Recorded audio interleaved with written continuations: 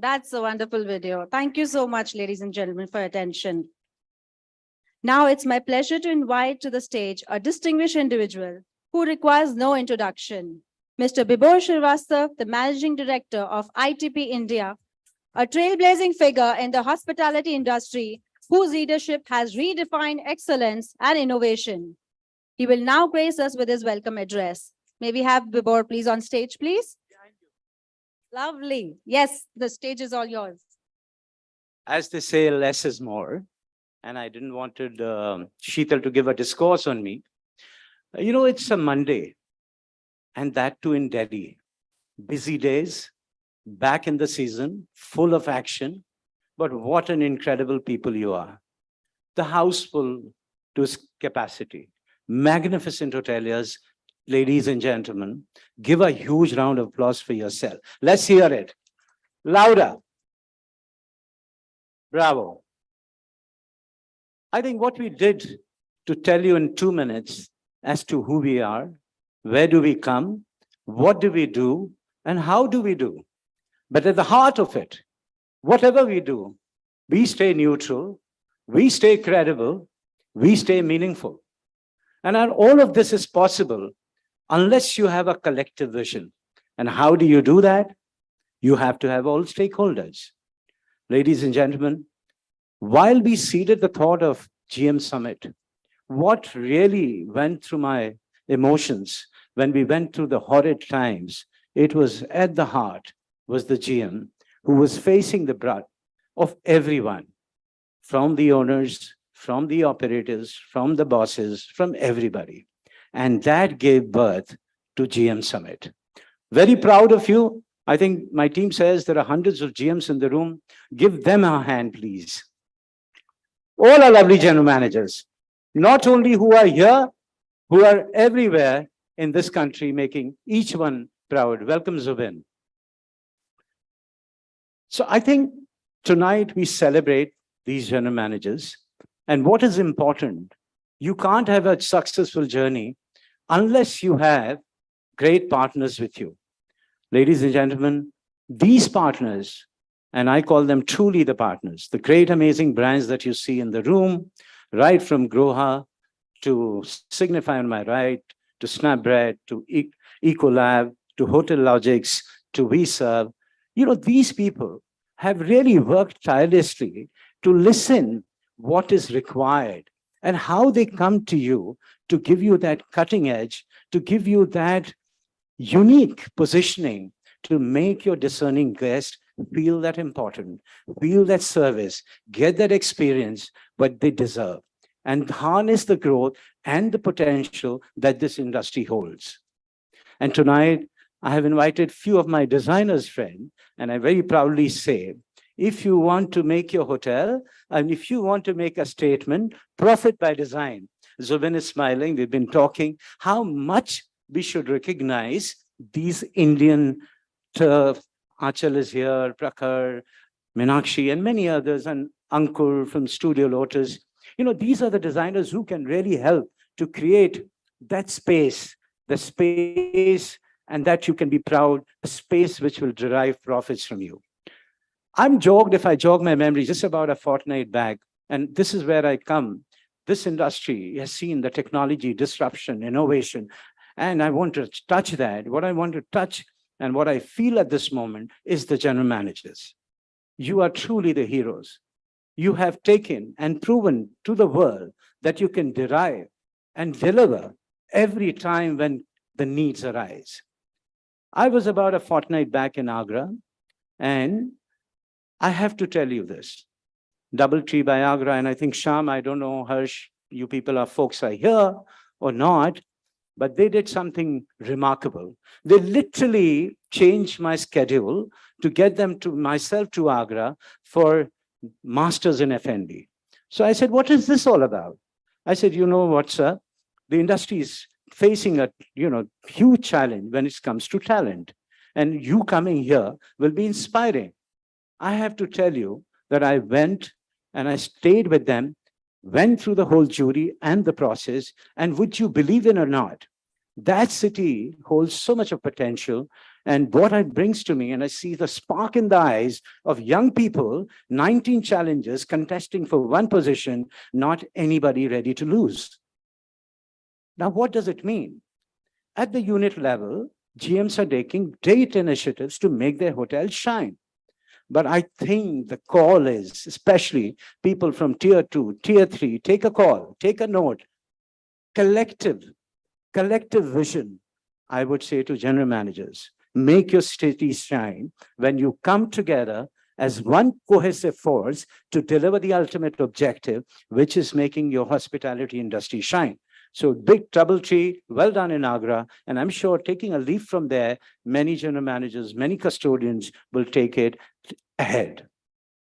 I don't want to talk ahead because I always feel very emotional when I talk to the hoteliers, because whatever success ITP has made in this country, Hotelier India was the first brand we launched, which eventually gave birth to 7 more titles.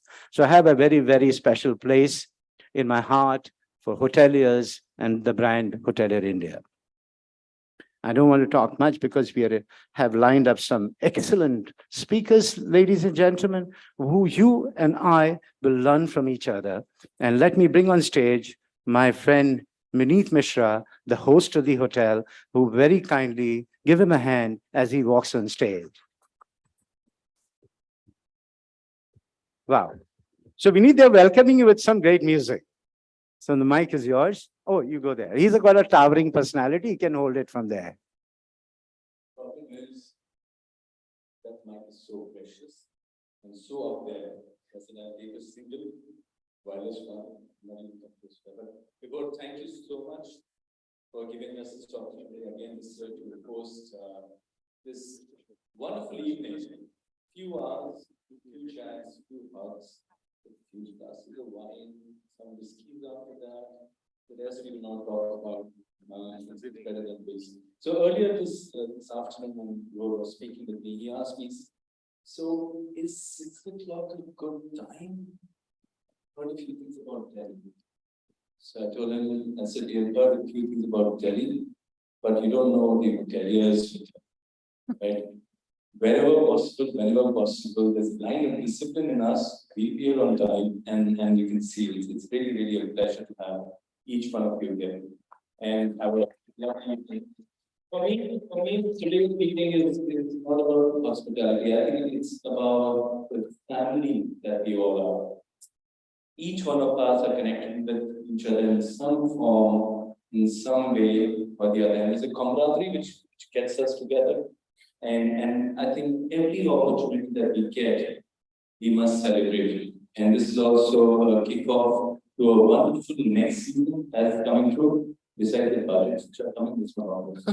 But let's just talk about the wonderful few months we've already had, and this calendar year and what lies ahead, great opportunity and God bless. Thank you for joining us today. And, thank you. Let's hear it one more time. All right, so, I've been very intrigued, and we are fortunately to have our chief guest this evening, Mr. Vivek, the additional managing director and I is from Madhya Pradesh Tourism, sir. Thank you for coming. And I think they do some incredible work. Thank you very much for being here. I think we are up for a great evening. Thank you for being such a patient listener.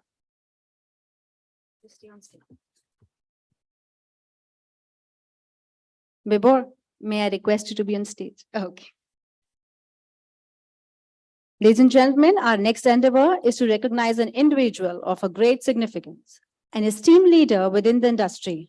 It is with immense honor that we welcome our chief guest, Shri Vivek Shrotriya, IAS Additional Managing Director, Madhya Pradesh Tourism Board, Government of Madhya Pradesh.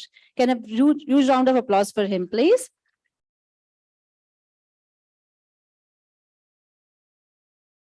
Shri Shrotriya is a passionate advocate for tourism and is committed to promoting Madhya Pradesh as a world-class tourist destination. His visionary leadership has propelled the state's cultural heritage and natural wonders onto the global stage. His commitment to sustainability and enriching travel experiences makes him a true catalyst for positive change in the world of tourism. We are very honored to have you, sir, this evening.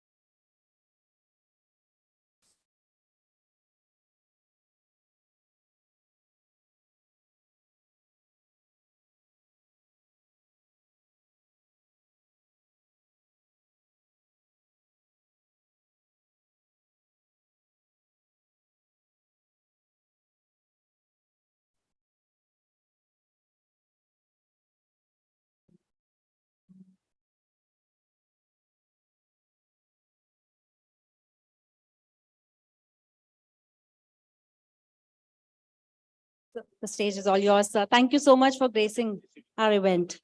No, please. I can return Yeah. a few words for them. Can you have the mic? Bas. Okay.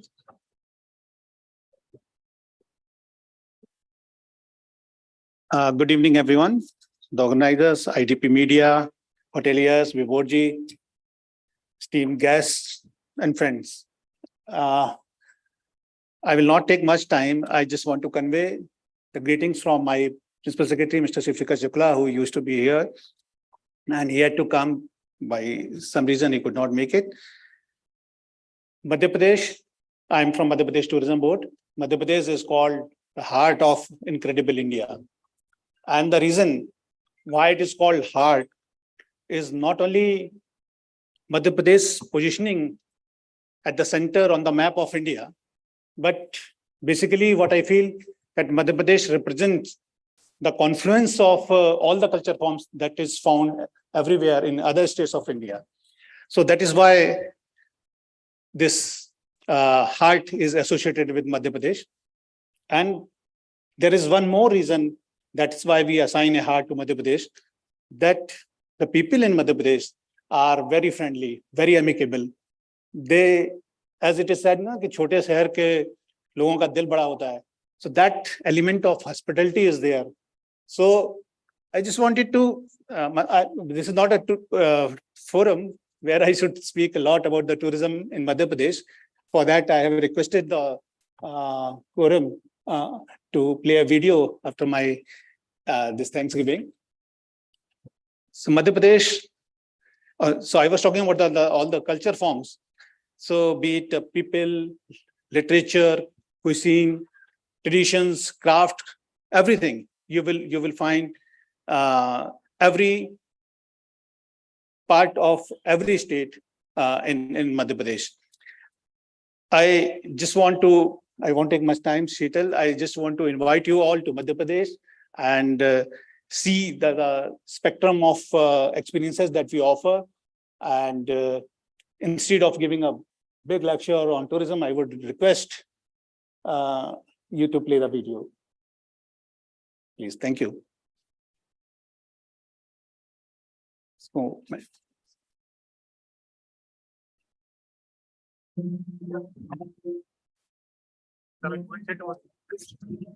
when I open my eyes to a day of glee, nature's abode is where I want to be.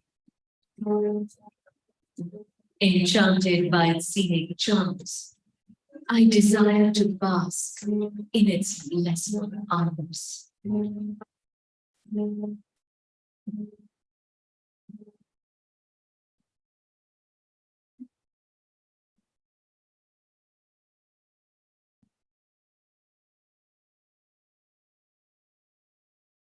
When the world gets tough and triumph upholds, I wish to rejoice my victories amidst the brave and the bold. The adventure then unveils, and to the courageous roars and soaring hopes, I bow down and hail.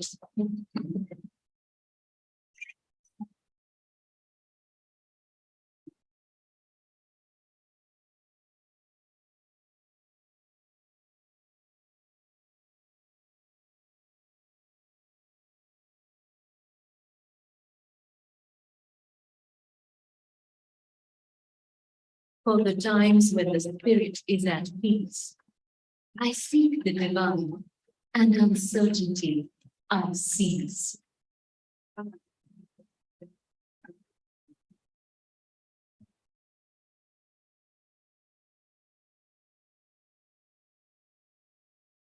Purity.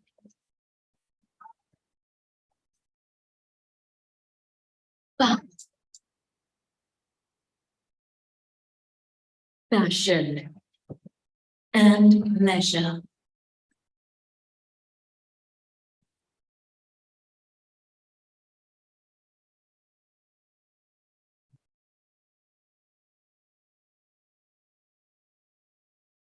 The feelings that reside within are all you want to treasure.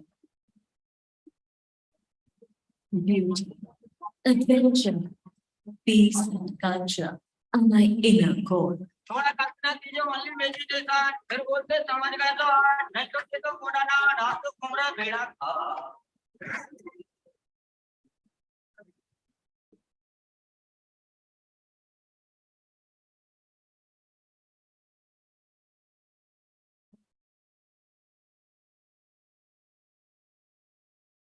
am the heart, and I desire it all. Madhya Pradesh. सब कुछ जो दिल चाहे. Wow, that's an incredible video. Thank you, sir, for gracing us with your presence and your kind words. Thank you so much. Moving on, ladies and gentlemen, we now direct our attention to our esteemed partner of the evening. Please welcome Ms. Vidya Meshram, Leader Marketing India, LWT APAC from Groha, to address this esteemed audience and shed light on their remarkable work. Thank you.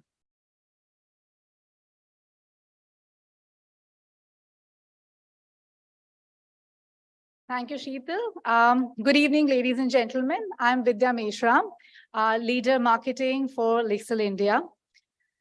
It's a great privilege and honor to be here with you all to represent Lixil India and our iconic brands, Groha and American Standard. Many thanks to Vibhor and Hotelier India for making us part of this prestigious events. If a picture is worth 1,000 words, I bet a video would be worth 1,000,000. So like most of us are doing, I'm sharing a short video to show how critical and important the hospitality industry is for our iconic brands, Groha and American Standard. The video, please. Welcome to the world of Lixil, a brand that boasts of a legacy spanning over 100 years, steeped in innovation and technology. Where our iconic brands, Groha and American Standard, have crafted stunning bath spaces around the world. When it comes to indulgence in the bath space, there is simply no match for a Grover or American Standard experience. With the best of innovations, performance, and unmatched luxury, Lixil brands elevate the bath space to new heights of sensorial magic. We understand the value of a luxurious bath experience in the hospitality sector. As an intimate place, the bath space is one of the most ultimate spaces of personal indulgence for the guests, as it holds the power to transform the whole stay experience, whether one is traveling for work, discovery, or pure leisure. Grover, the world's leading provider of premium bath fittings, has been successful in providing some of the best personal indulgence experiences and has consistently emerged as the first choice in luxury hotels around the world. With award-winning designs and German engineering, Grover products are built on the pillars of quality, technology, design, and sustainability, truly letting one experience the pure joy of water. With deep understanding of water technology and the human body, we continue to introduce industry-first products and innovations that set new benchmarks. Our iconic brand, American Standard, has an international legacy spanning 150 years. And it has been right there in the heart of luxurious spaces around the world.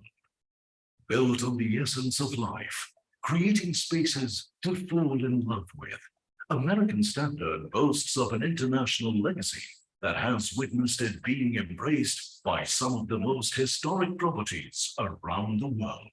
When it comes to pure luxury and indulgence in the bath space, the best architects, designers, and the most luxurious hotels all agree that there is no match for the Grover and American Standard experience. The hospitality industry in India is ever growing, and we are excited to be present at many more of India's finest properties. As India looks forward to a new age in developing and enriching the hospitality industry, we at Lixil look forward to an exciting future with you. So while you define and redefine what luxury means for consumers, we constantly endeavor to keep up the pace and to meet the luxury and quality standard that the hospitality industry expects from all its partner brands. I look forward to having a great, insightful, and engaging evening with you all today. Lastly, I invite you all to grace the Lixil booth at the end, should you have any questions or message for us. Thank you. Have a wonderful evening.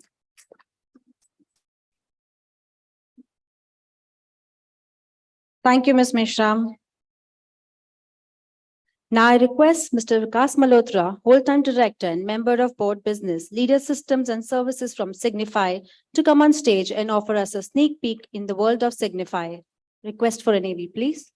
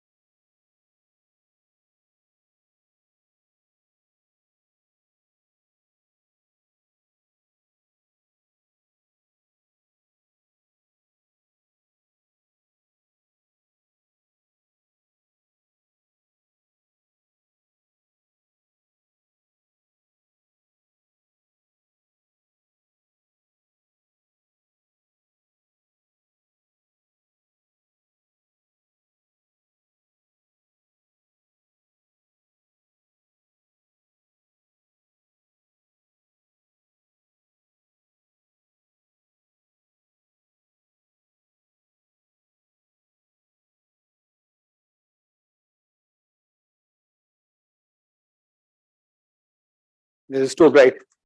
Hi, good evening. It's always good to see such a auditorium full of, energy and lot of people. Someone said in Delhi it is difficult, but on Monday evening, seeing all of them in the hall, it is really, really, energizing. And I'm sure the hospitality industry is also growing as fast and, full of energy right now. So I've been asked to keep it short. So I'll try to continue to 10 minutes because as you understand, we are from industry which is lighting, and lighting is huge and it is, it exists everywhere. A quick thing, you see here Signify. Earlier it was known as Philips Lighting. Now it is called Signify. So our company is called Signify. The brand which we sell is Philips. I will try to restrict mostly to this hospitality industry or on hotels and resorts, while we, engage in all kind of applications which are there where light is required, and light is required everywhere.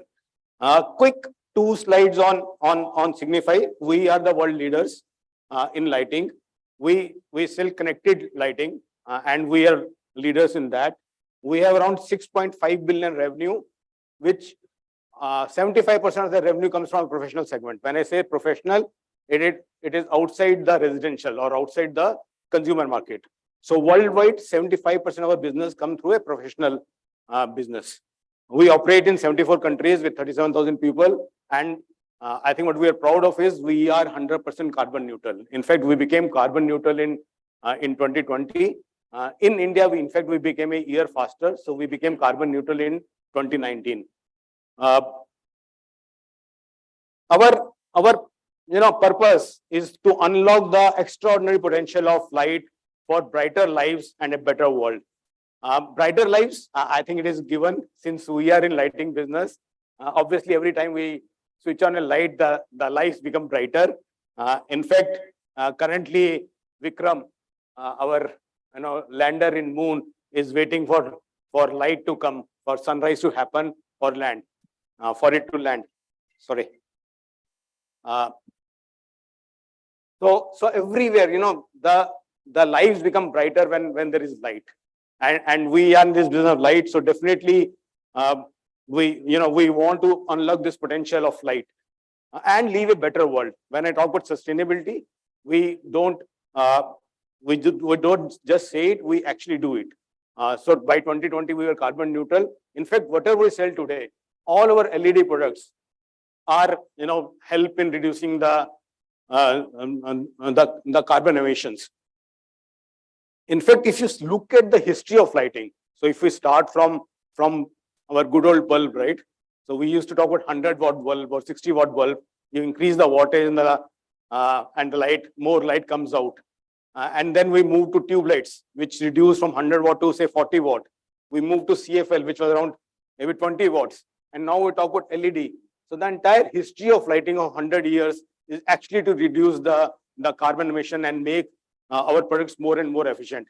Today, a LED light can probably in a 8 to 10 watt downlighter, we can get the same lighting which is given by 100-watt bulb. We did not stop there. We make it connected. When we say connected, we can reduce energy further. Wherever sun is there, we don't want our lights to be there. So probably the only industry which is not, while we compete with sun, but wherever sun can throw light, we don't go there. So we go give light where the sun doesn't go there. If we see the challenges the world face, it is on climate action. I've talked about carbon neutrality, health and well-being. When we talk about LED, and I will cover part of that from hospitality perspective, that how do we improve the health and well-being of the people, safety and security. Obviously, when we talk about connected light, is even the roads we can make safe today. Circular economy, because we have come up with 3D luminaires which you can redesign and reuse after 5 years or 3 years or whenever we want to change the design. So we're trying to make the economy circular so that we do less and less of wastage. We talk a lot about solar lights, which are again an effort to use sunlight and renewable energy, and even on food availability. We have come up with solutions where we can improve the productivity of crops using our lights. And this is in a horticulture, we're spending a lot of money, a lot of research make sure that we improve on the food availability as well. As I said, this is through multiple offerings which we have. I will, I think, talk more about that in the coming slides. So that was about our company, and we operate in all possible applications, whether it is public, whether it is sports and area. I think Mr. Vivek Shorte is there. Sir, in MP, we have done a lot of iconic projects like, Orsha Temple or Rajwada in the Indore. We can do a lot of iconic structures. In fact, Rashtrapati Bhavan or India Gate, this has actually helped in increasing the footfalls and make the places a better world. More and more people actually travel in night to see some of these iconic structures. Kutab, you name any iconic place in the country today, it has been led by Signify, including both the old parliament and the new parliament. So that is public, but even all stadiums, retail, office industry, in every application. So wherever light is there, we can contribute and improving the lives, making connected, and improving the efficiency. For today, I will just focus on the smart lighting for and controls at hotel and resorts. A lot of people know Philips lighting for our lighting lighting applications. In fact, in this hall, the lighting apart from these bigger lights, all the functional lights has been done by us. So everyone is aware about lighting, but we also do a lot of controls, which means that these lighting has become smart. So these can be connected through any user interface, whether it is mobile, remote, laptop.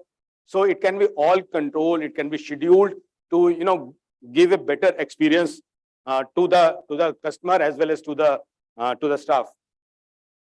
So broadly, I think if I do say that we operate for hotels, for hospitality, we have three big features. One is enhanced guest experience, energy management, and operational and staff efficiency.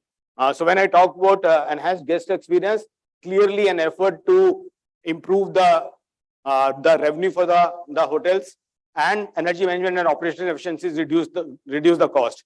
This slide, believe it or not, I am not prepared for this hotelier meets. This is our regular pitch for all our hospitality meets, all our every time I go and meet a customer, because I understand, and the reason I'm saying this, the next panel discussion which you'll all be hearing has this as the topic, improving guest experience, energy, and operational efficiency. In fact, that has been our pitch.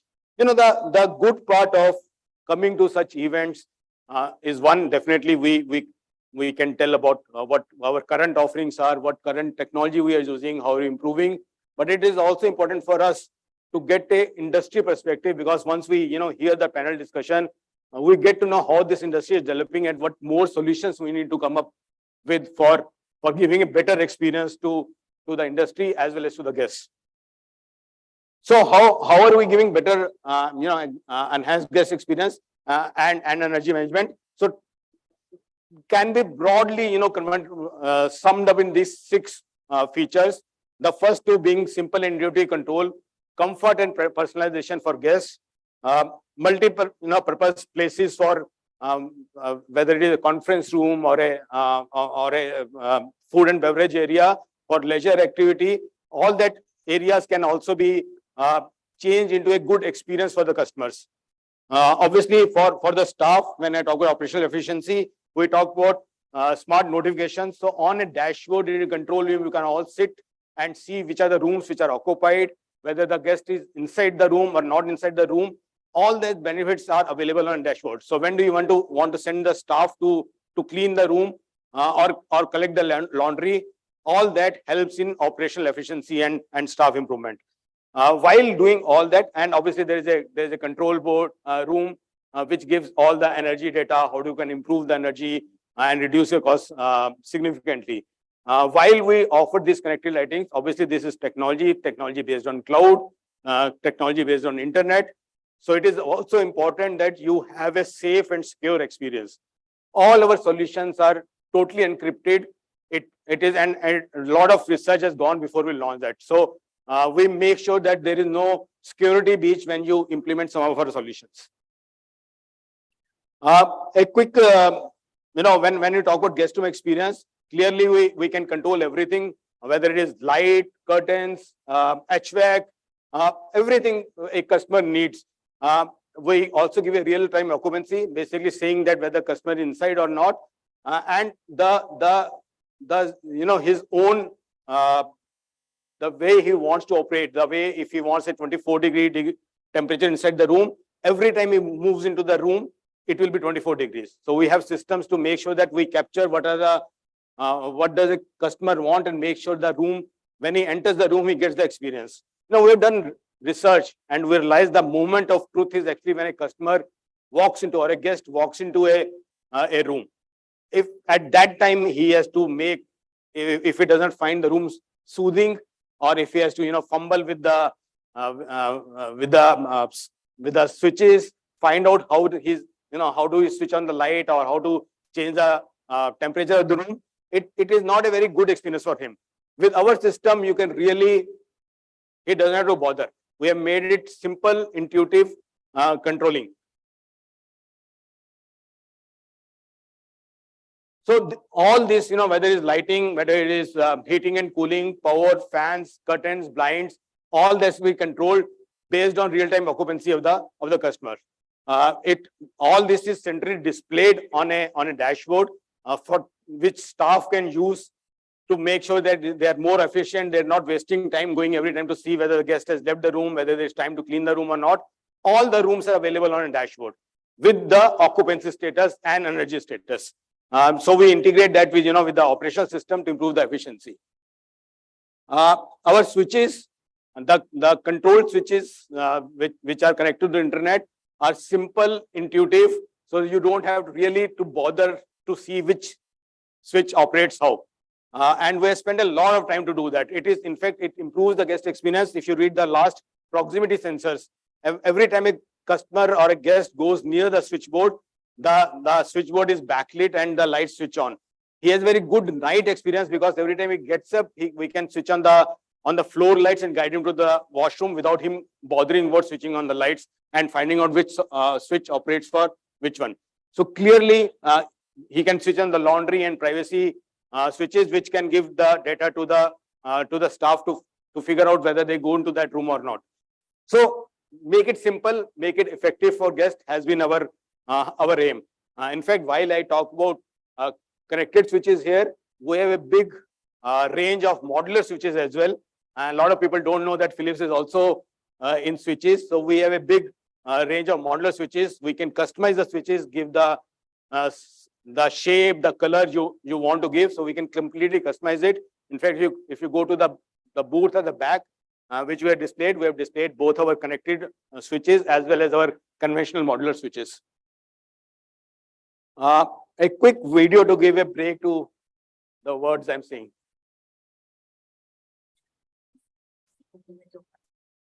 With one tap on the panel, guests can personalize room ambience and choose lighting scenes to work or relax.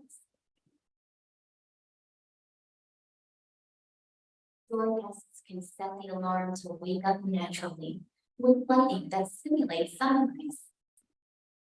Or fun with the dark. as per the timer. Wave on video at night with the automatic night light. Or you want to continue with on?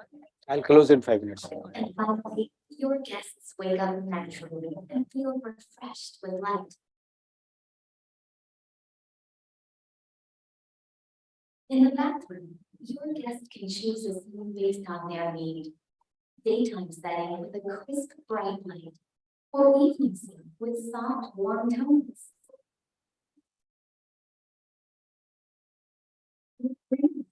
Guests can opt in to save energy with one tap and reduce the heating and air conditioning usage.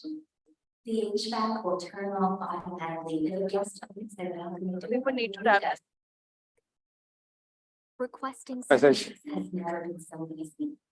Your guest can ask for a laundry pickup or a tray pickup as a single touch of a button. At the same time, providing you with an overview of all guest requests in your entire property.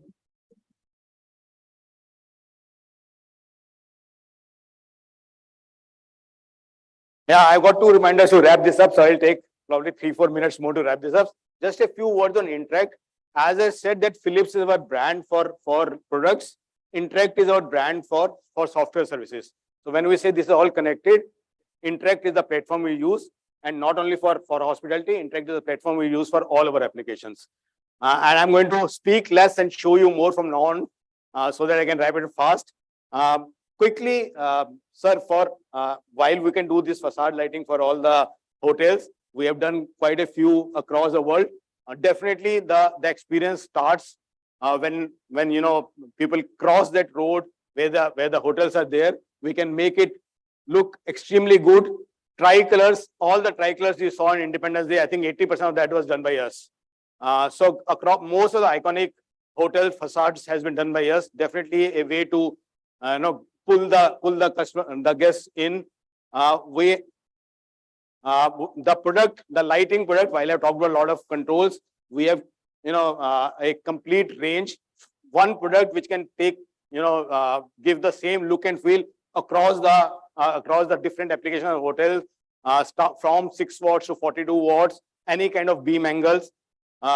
Clearly, again, the right kind of light, not too glary, not too harsh for the guest to walk in.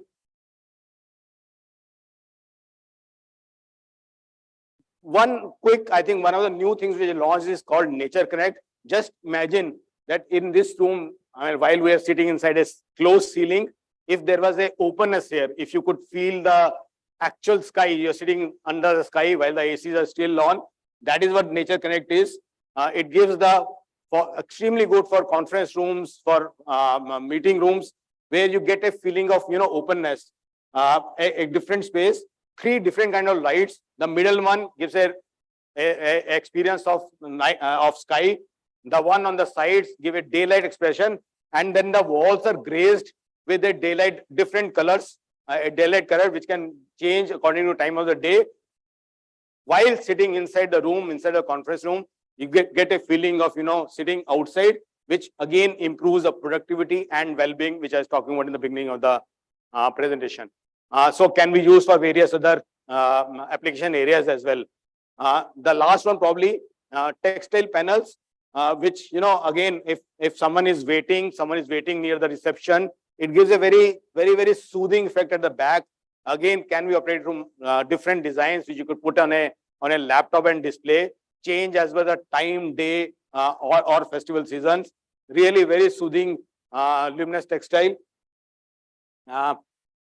So I think I'll skip these slides. One last slide before I wrap it up. Whichever area of hotel is there, I've showed about facade, but whether it is back of house, whether it is corridors, whether it's conference room, whether it's guest room, I think we have solution for all kind of application areas, and these are all connected. What we promise is that we will be there with you throughout the journey of construction. We design lighting, we design controls, we install them, we commission them, and we can also maintain it for a larger 10-12 years of time.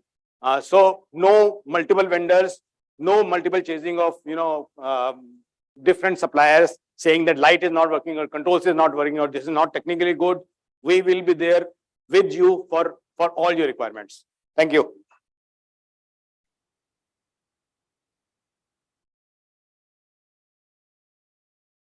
Thank you, Mr. Malhotra.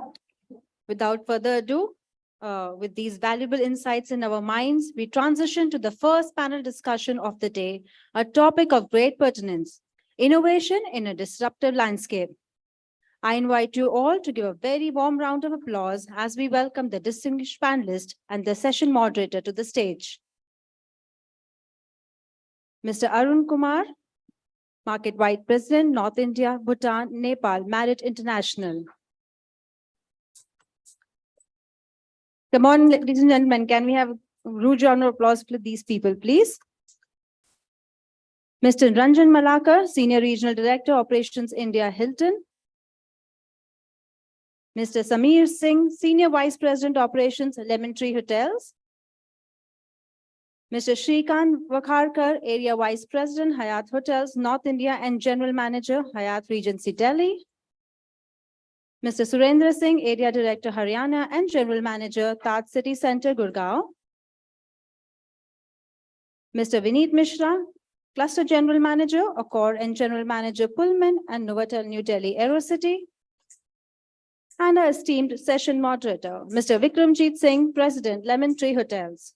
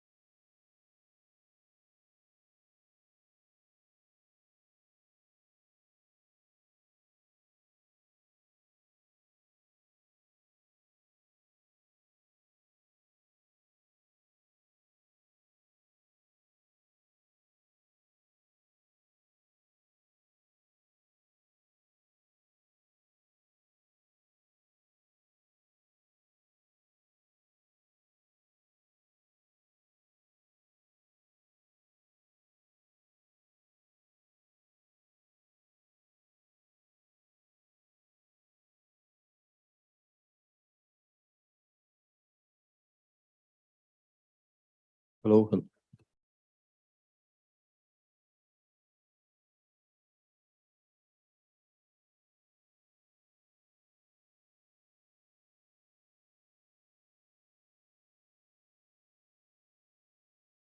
Hello, everyone. I can see a lot of people at the back. Can I request all of you to come and sit? We'll try and make this very interesting. Guys, can I request all of you to come and sit?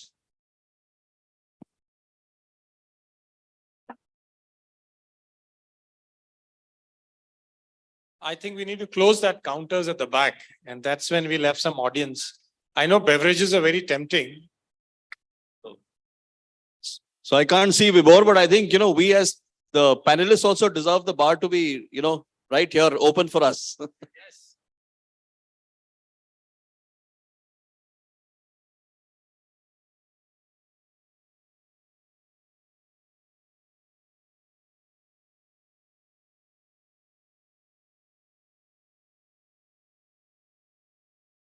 Let's give it a minute for people to settle in and then we'll start.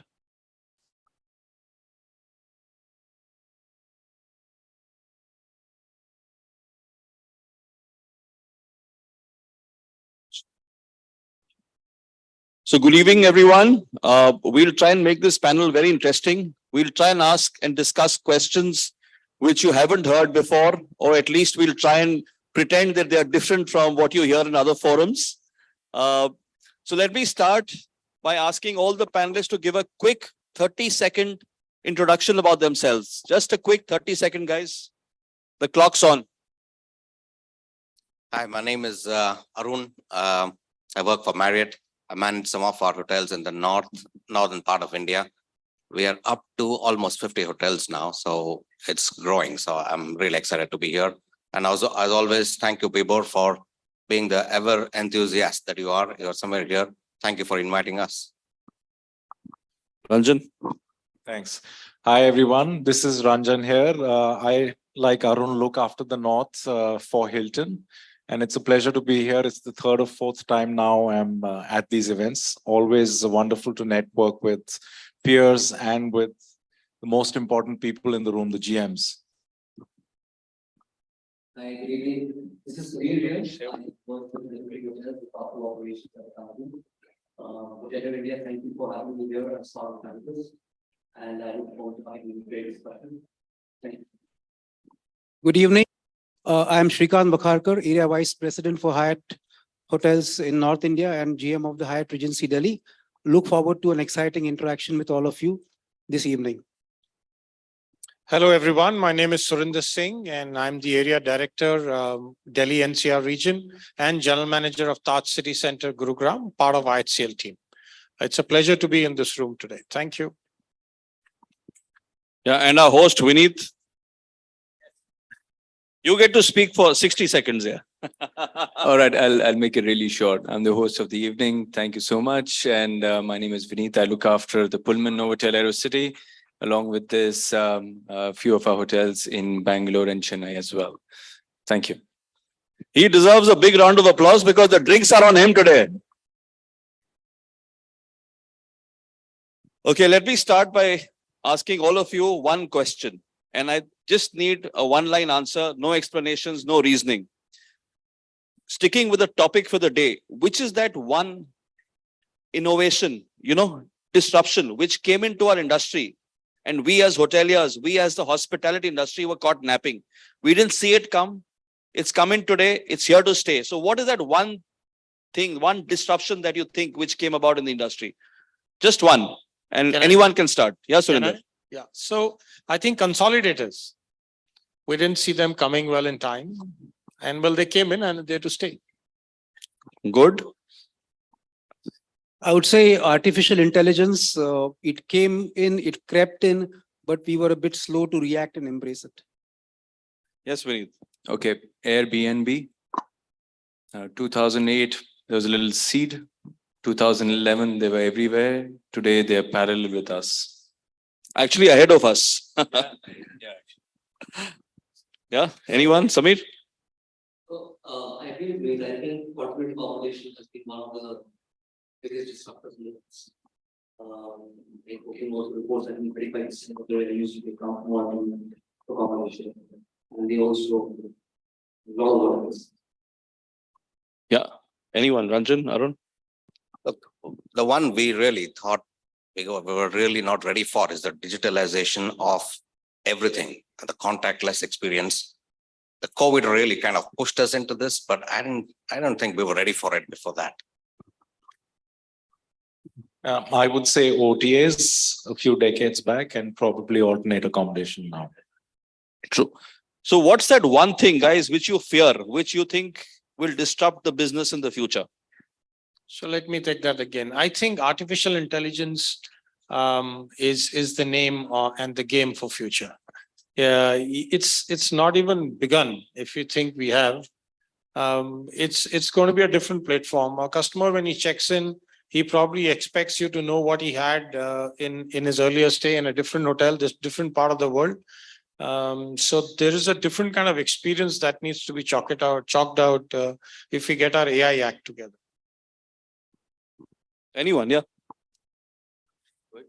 So I think the rise of fintech and banking companies trying to service and sell. I think that is going to be the biggest disruptor in the value chain.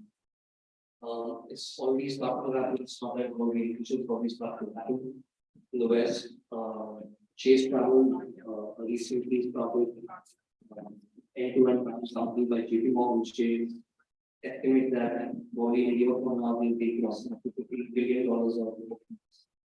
of Capital One is investing heavily and buying businesses which are ready to be traveled. City has expressed its interest. Amazon India has expressed its interest to sell travel. I think the reason why it will be very, very disruptive is because these companies with the tremendous amount of capital, the digital know-how, the consumer database like nobody else that they have, their marketing reach and their credit card loyalty programs.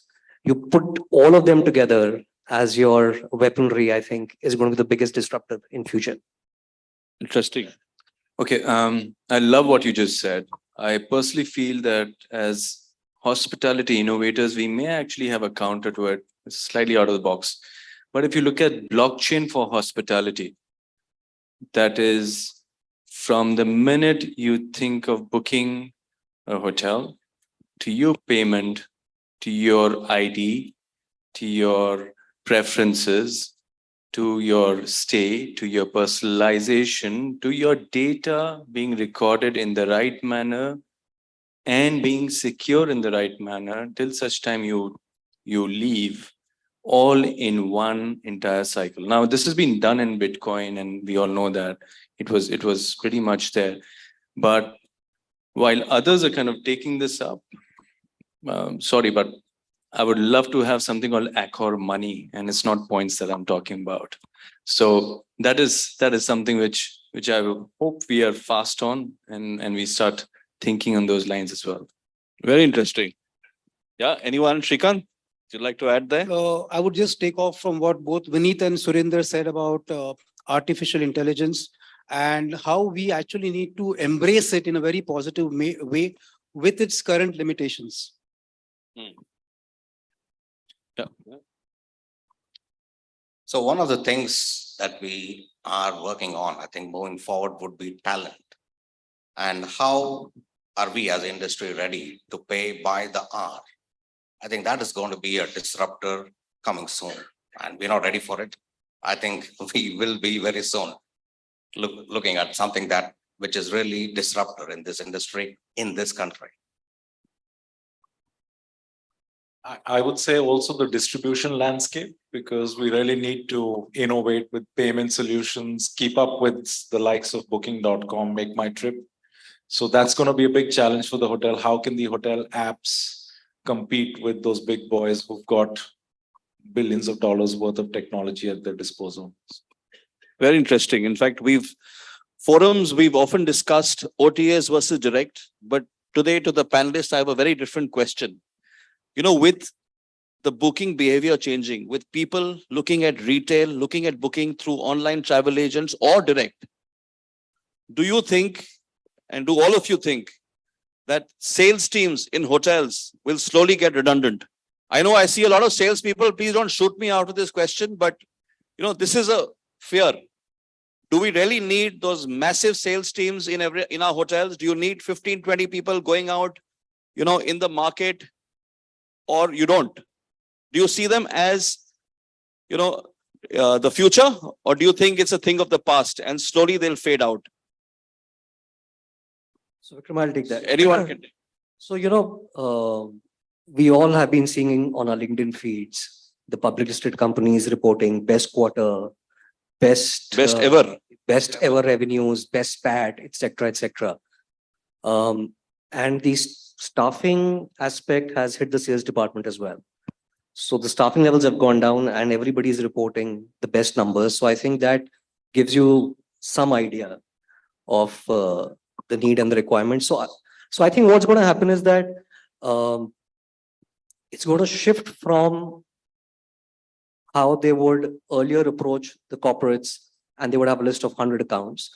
And it will move to, I think, sales towards B2B platforms, more of consolidators, more of consortiums, MICE, weddings, that will remain as one offline channel. And certain few exceptions such as embassy businesses, etc. But to answer your question, yes, I think the numbers have already gone down, and I think they will go down further. Yeah. So, but sorry, just to add, I think what would be the need would be probably is that you may reduce your sales team numbers, but I think with more of e-commerce happening, you would need to invest that much more towards marketing, loyalty, that aspect, I think.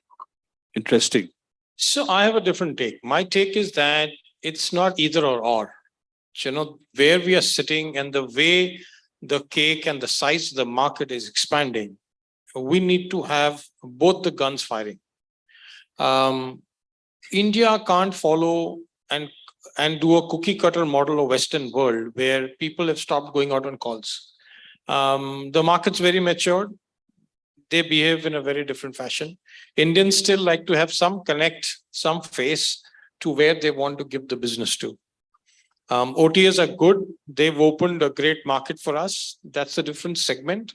Yes, there is going to be an overlap a bit, But I think if both of them are going to fire together and work in hand, there are a couple of segments that are going to give you guys some good results.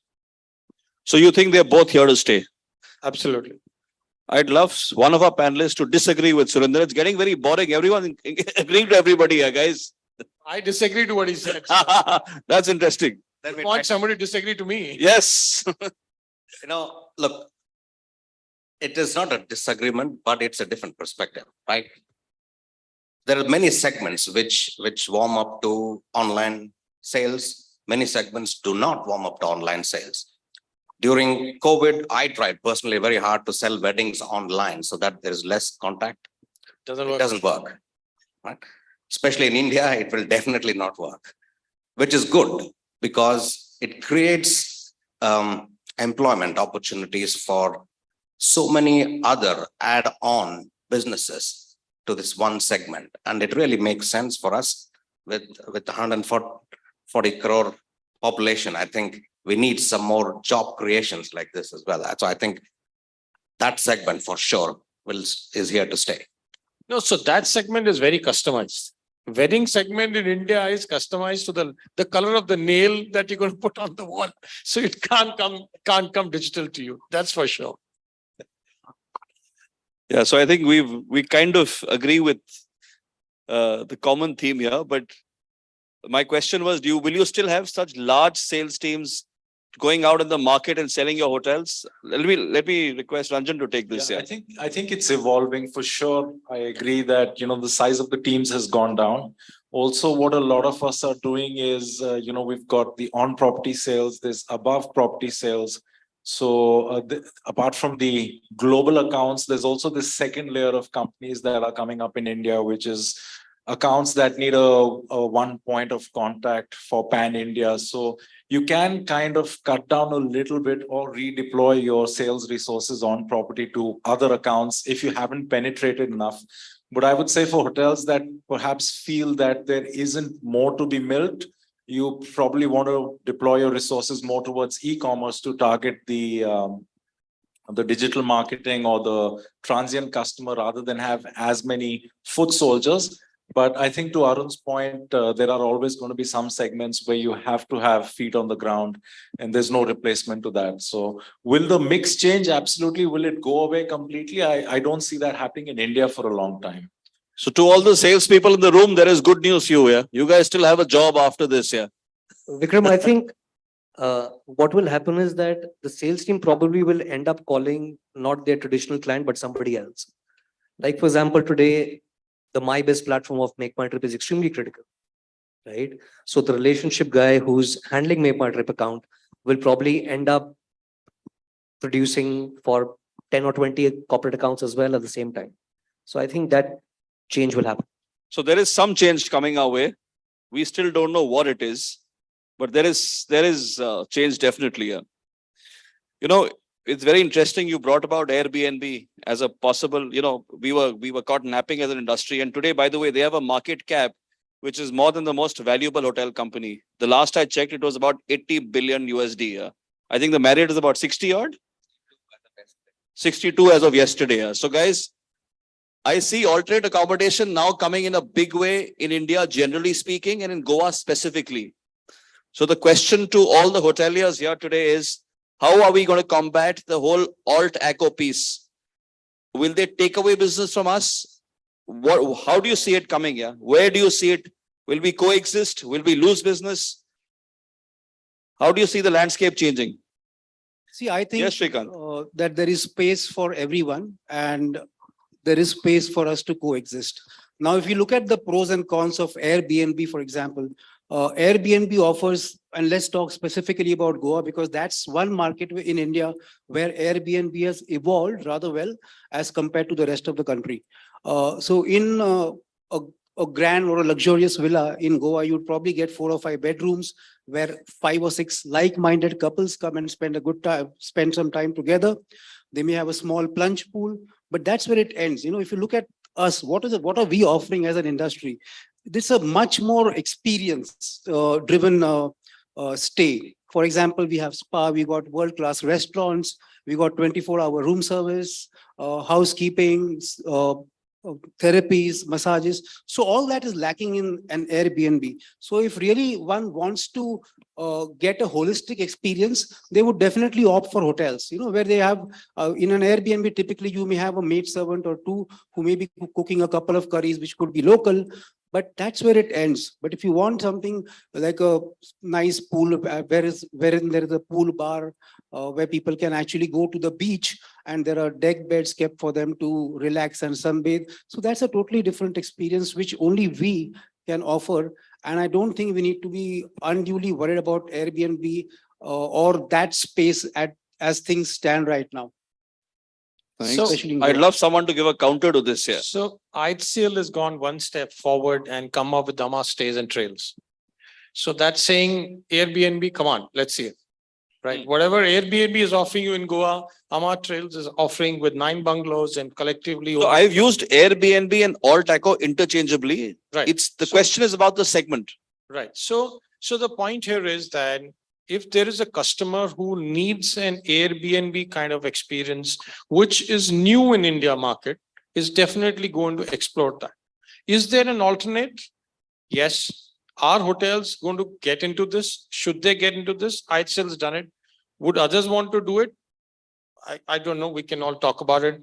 There are consolidators and brands coming up in villas, right? So Airbnb is going to take a space of a different segment of the pyramid. It's not necessarily going to take your piece of cake. Interesting. Arun, you want to come in here?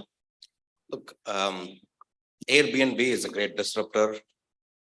But if you see the business, right, they, I think, did about $9 billion worth of revenue. And we did 22 billion as a company, right? But if you look at their market cap, it is much higher than us, right? So when you see market cap, keeping that aside, because there are various factors involved with market cap, just as a business, is there enough for everybody? Absolutely, yes. But is one taking from the other? But yeah, what is happening is the market segment which Airbnb targets is growing. And I think there will be a balance at some stage which we will achieve. What is that balance? I don't know, but they will take away some business from the traditional hotels because of the way that segment is expanding. And if you see this travel is also domestically driven in many ways, right? Though, for example, we as a company launched Homes and Villas in 2019, right? We have, I think at last count, about 1,000 destinations now we have, right? But it's a tough business to run as a company because you need a lot of effort to kind of manage that space, right? Having said that, there is a segment that they're targeting, and that is bound to grow because of the sheer number of travelers that are getting out. And the supply demand is going to kind of be in a cyclic mode anyway.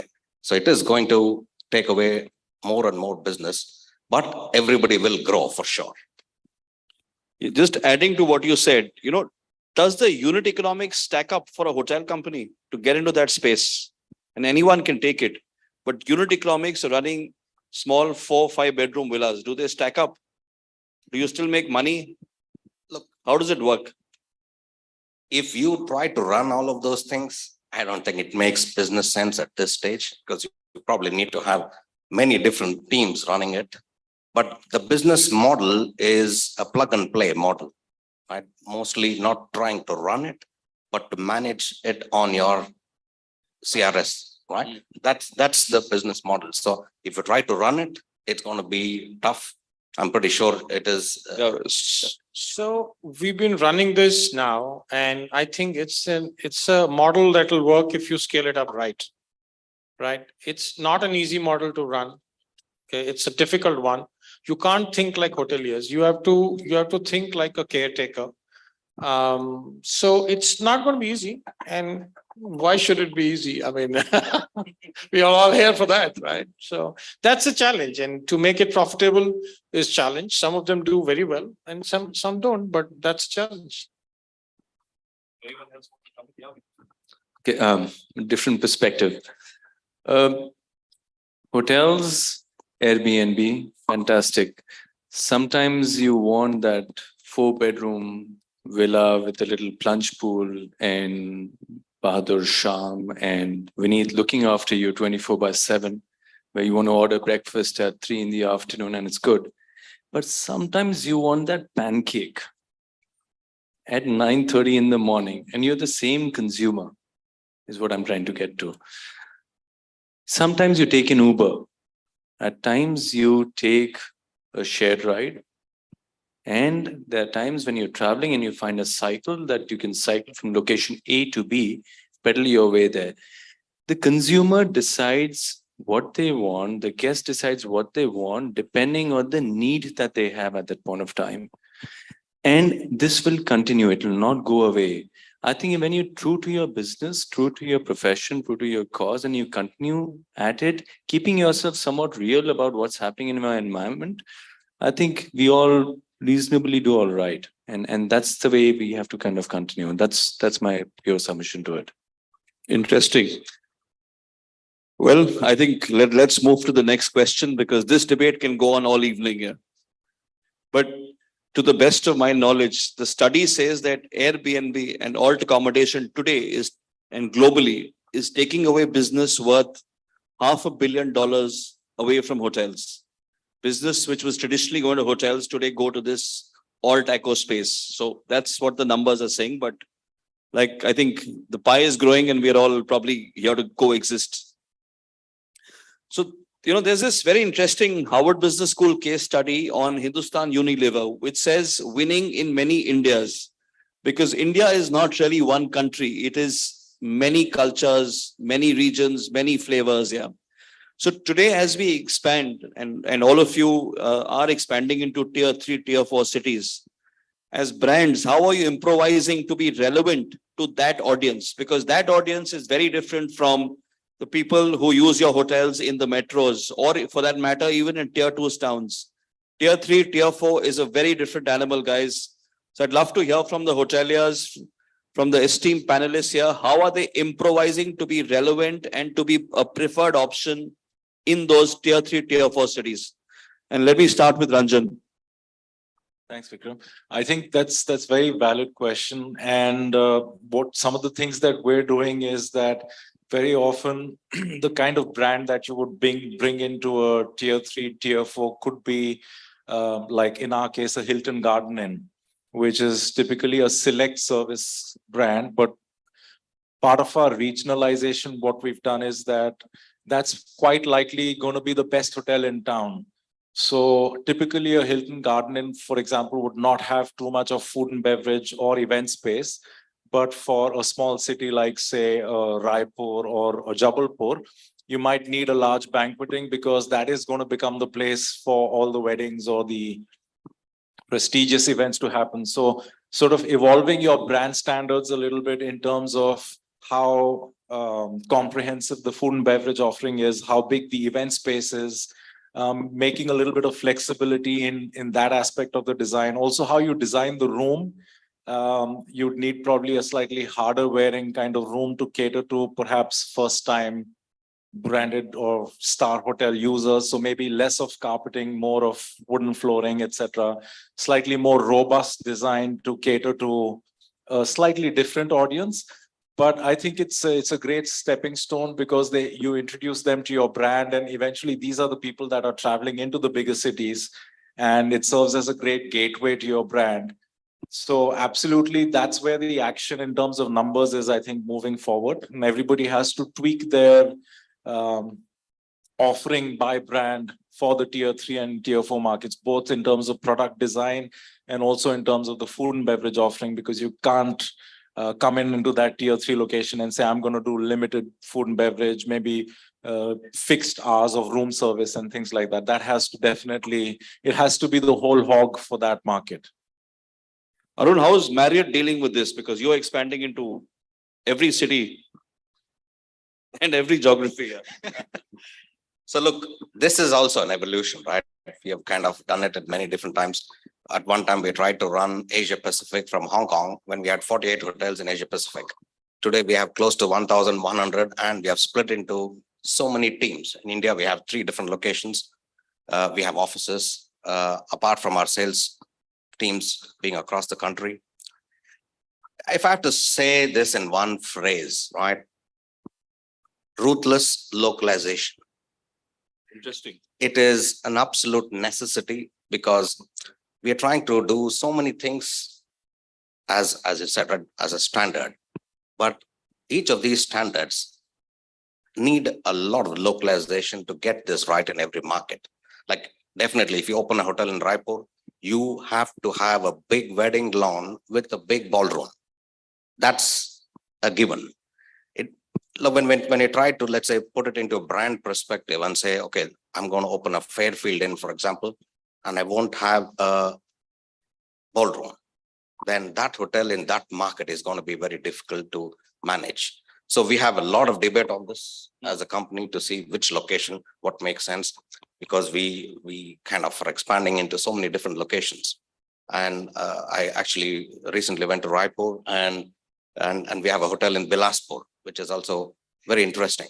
So as you go to these locations, I think the one thing that comes to my mind is ruthless localization. Absolutely is the way forward. Interesting. That's a very interesting word. Ruthless localization. Vikram, so here is it. So ruthless localization would mean no brand standards, limited brand standards, or? Now this is heating up, guys. So where are we heading to? Look, we have to adapt every business model to that local area, local place. We, for a long time, like most international brands, had a set breakfast standard across a brand. Let's say if you operate a Marriott brand, across Asia Pacific, we would have one standard. And if you take that and try and put it in a, let's say, pick a location, let's say, for example, in Dehradun, for example, right? Maybe it is not going to work because the clients who are coming there are not looking for this exotic cheese platter. They want something local. And what you do as a breakfast standard will affect the quality of business and what you offer to customers. And in that way, we need to be a little more ruthless to get that right for that customer. I don't win all the battles with our company, but I win some. Right. So I've got the message. Also, Let's Vikram, move I on. think, sorry. No, move on. Also, Vikram, I think one very important aspect in tier 3, tier 4 cities is the ownership of those hotels is very, very different and very unique. You know, and my learning came when we opened, as you would know, our hotels in Alwar. And I remember I was sitting across the table with the owner and I said that we will do ABC, we will not do XYZ. And he said, you will have to do XYZ and not do ABC because, you know, for me, Alwar is a very, very small, it's like a Kasbah for me. So therefore, it's very important for you to do things differently, keeping in mind the owner's expectations as well, which are very, very different of a tier 3, tier 4 hotel owner. Interesting. This is, I think the word is improvisation. You know, the set standards won't work. We need to improvise. And, you know, but I'm Surinder itching to say something here. So I'd let him speak a few words. I'm putting a thought in everybody's mind, you know, every owner's expectation, every local market localization. Where are we heading to? And with so much of expansion on a plate, will we be able to go back and look at something and say, is it ours? Does it cut across our standards? I mean, it's a large debate that's going to happen. I think the important thing, as Arun was also saying, is you've got to sort of think a little outside the box. That doesn't mean that there are no rules. There is no framework. You just sort of tailor make the brand standards for the market. That doesn't mean the Raipur standards will be different from Jabalpur, but there will be enough flexibility built in so that there is the core offering and there is the 20% that needs to be tweaked. That's more for the food and beverage. But some standards like allowing, you know, a more expansive room service menu would be something you would do in all the tier 3 markets. It doesn't matter whether it's Raipur, Jabalpur or Dehradun, for example. So there is definitely a framework, but it's just that it might differ from the global framework for that brand.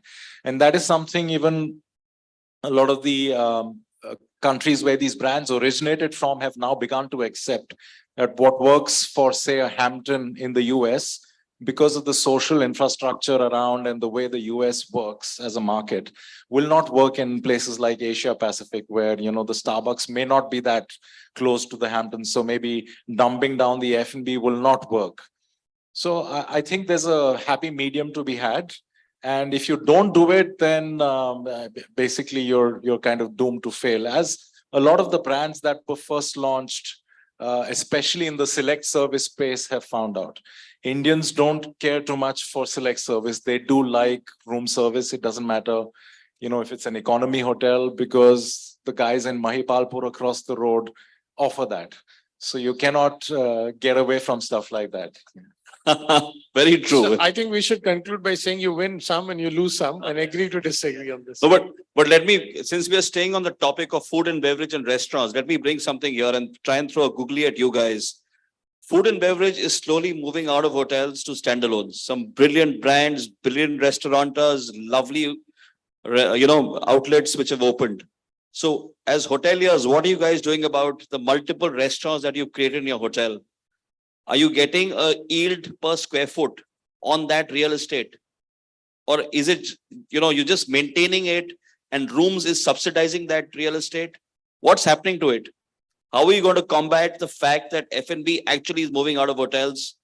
What are we doing about it? And let me start with Vineet here.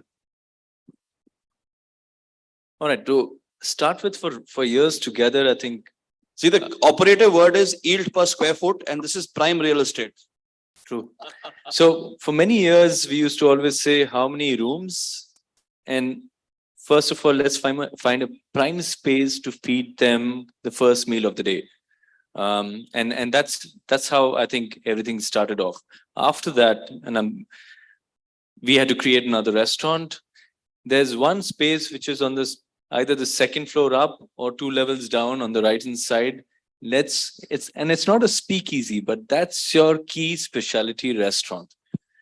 That is how we would create. And then the third part was, let's make a massive expansive lobby where we can have loads and loads and loads of sitting, but no monetization of that sitting. This is the tradition that we used to kind of work with.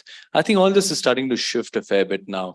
I think hotels for a very long time have done great breakfast, and we will continue doing that. That's a commitment. We also love buffet restaurants because we're trying to please everyone across. But what we do is we limit ourselves to just specific meal periods. Out of 7 days of the week, our focus goes on to one thing called the Sunday brunch.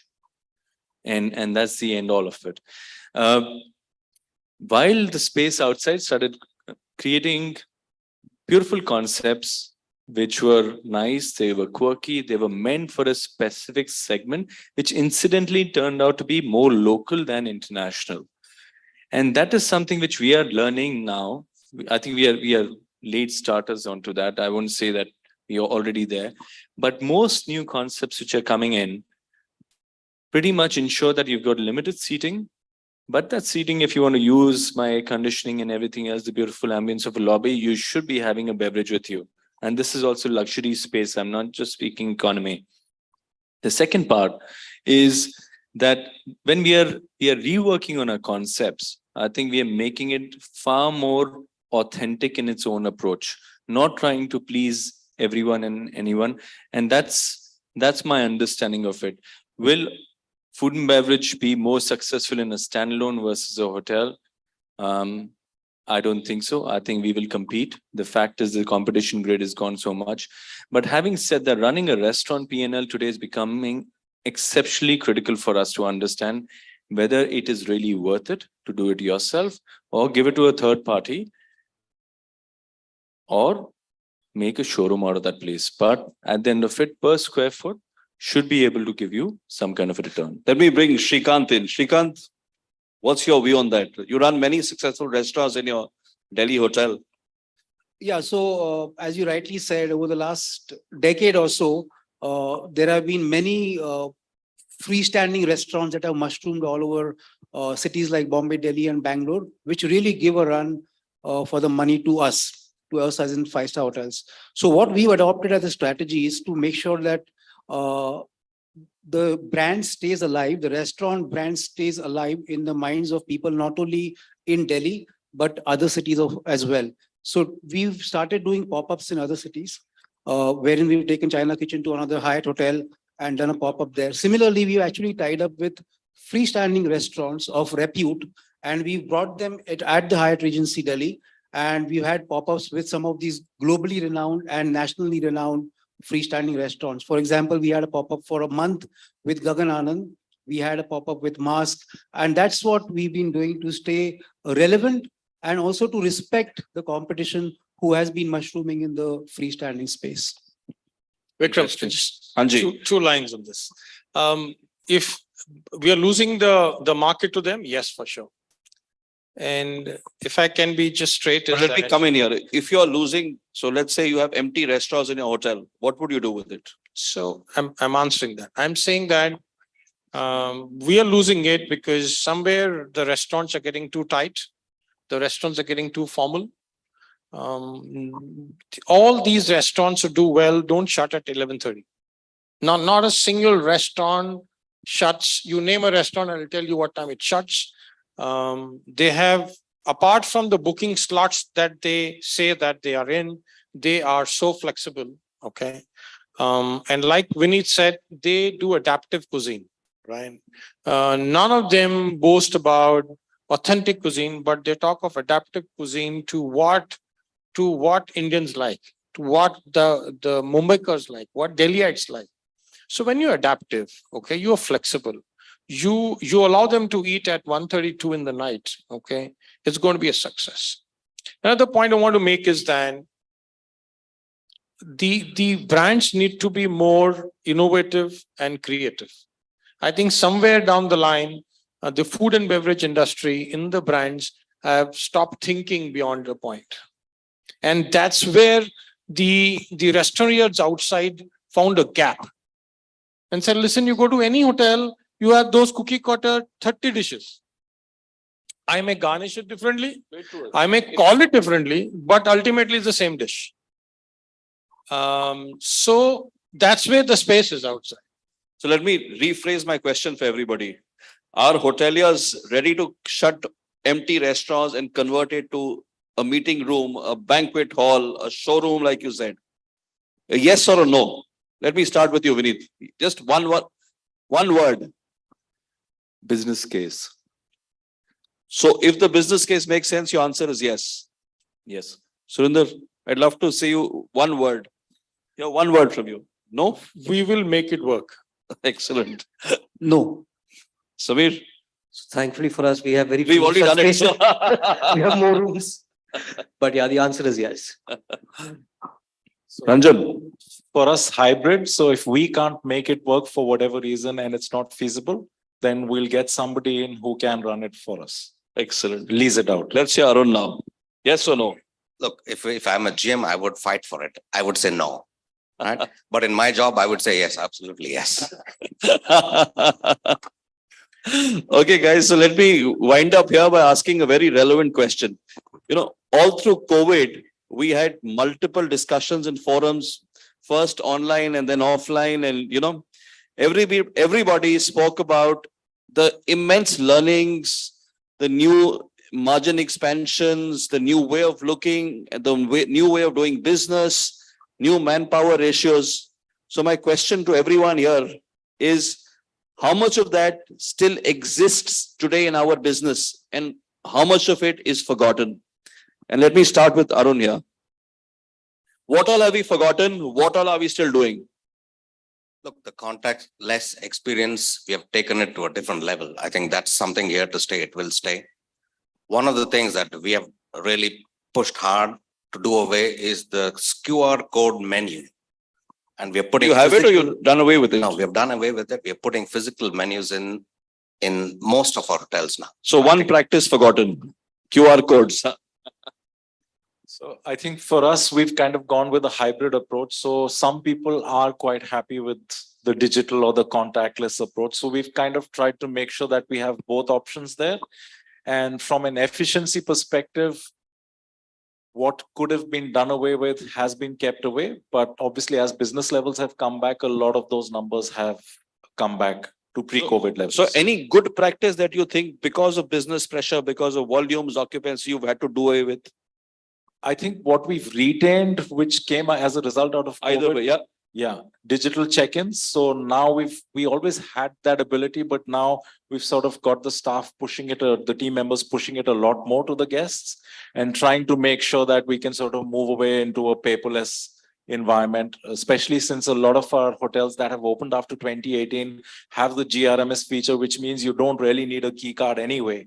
So that is something we're still pushing for, and the adoption has increased. Yeah. Samir?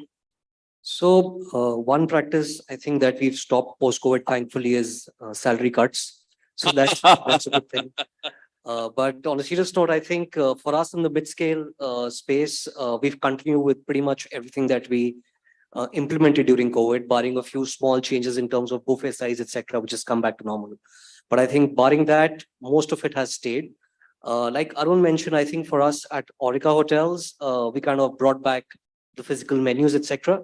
But otherwise, for majority of our hotels, everything has stayed. Shrikant? Yeah, while the QR code menus are very, very boring and tend to be extremely statement driven without any excitement in them, what we are doing now is a very different approach to the same menu. We are doing something very innovative. Work is in progress on that front, and we are looking at how can we actually infuse a couple of videos of our chefs cooking dishes, etc., by which when the guest sees the menu, he can actually visualize and salivate at the fact that this dish is something which I would want to have. So there's work in progress. So we are innovating it to a different level altogether. So the only thing that we've got rid of is the masks. Okay, I think the rest are there to stay. And I think they should stay. I mean, we have still got the QR codes on. So I think it should stay. The manning ratios? Manning ratios are staying, but if the top line is growing, the manning numbers are growing accordingly, but not at 2019 levels.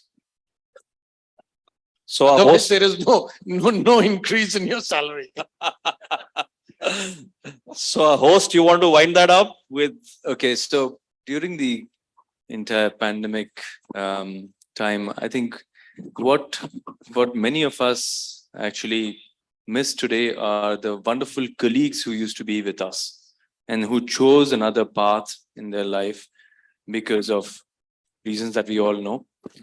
And I think it's very important for us in this room also to realize that we are on a time bomb. We all are expanding. Next few years look great on charts, but we need great colleagues to run this through for ourselves. So if you really ask me, that's my submission, that investing into talent, if this room goes across and commits that I will go and do one session at one IHM or one private institute or just a school or speak to a career counselor to say hospitality is a great industry, I think we are starting to invest back for our own self and industry as a whole. That's all for me. Thank you. Thank you, everyone. We've tried to make this as interesting as we could. We have time for just one or two questions from the audience. Would anybody want to ask the panelists anything? Yeah. Can someone hand over the mic? Or yeah. Please introduce yourself and the panelist, name the panelist who you want to ask the question to.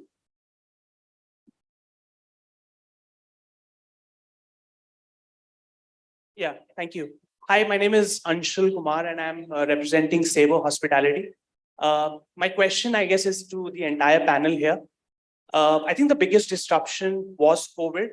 Now, of course, there could be another pandemic coming in the next 10 years, 50 years, or 100 years.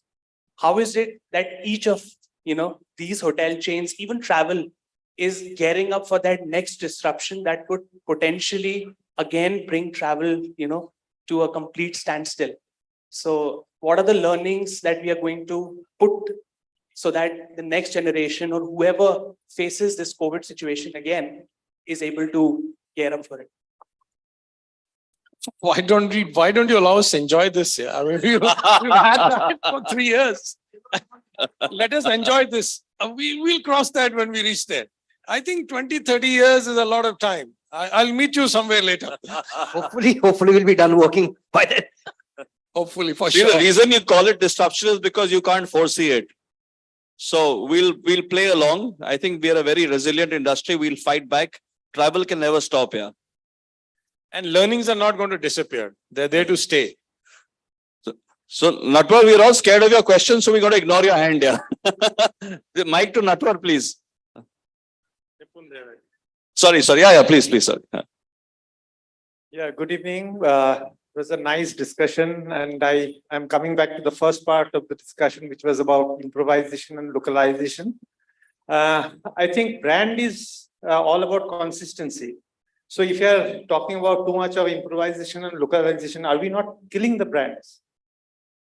Since I asked this question to him, let me answer this. It is, we win some, we lose some. We have to exist and survive in that market. If we don't adapt ourselves to that market, we won't stand there for long. Am I right? Very true. Look, we don't want to kill brands. Okay, we have spent a lot of time, effort, money to build brands. I mean, we own 31 brands. But we have to localize not only in terms of offerings. I mean, we need to have a standard. We have things that we will not compromise on, but there are things that we need to adapt, like amenities. For many, many years, we used to use a company to import all our bathroom amenities. Now we have kind of gone away and source most of it locally. And I think that's already something that we want to continue. Very similar to that, there are many things that we can do locally, which makes more sense to each of our brands and where they are actually doing business. So some parts are non-negotiable, some can be improvised. That's a short answer to your question. Natwar? And you are, sorry, you have to figure out what I think even if you look at, for example, something like a BMW or Mercedes, they've got long wheelbase models for markets like China and India, even though for BMW, for example, which is all about driving pleasure. At the end of the day, you can either stay true to your brand and say, I will not make a long wheelbase version, even if I don't sell in two of the largest markets, or at least one of the largest markets and one of the fastest growing, which is us. Or I can evolve and sort of retain as much of my DNA without compromising, but give these guys what they want. So I think we're no different. We have to adapt, and that's what we're doing. As long as the DNA of the brand remains, it's just about sort of catering to the little nuances that every local market has. Yeah. Natwar, your question, please. Yeah.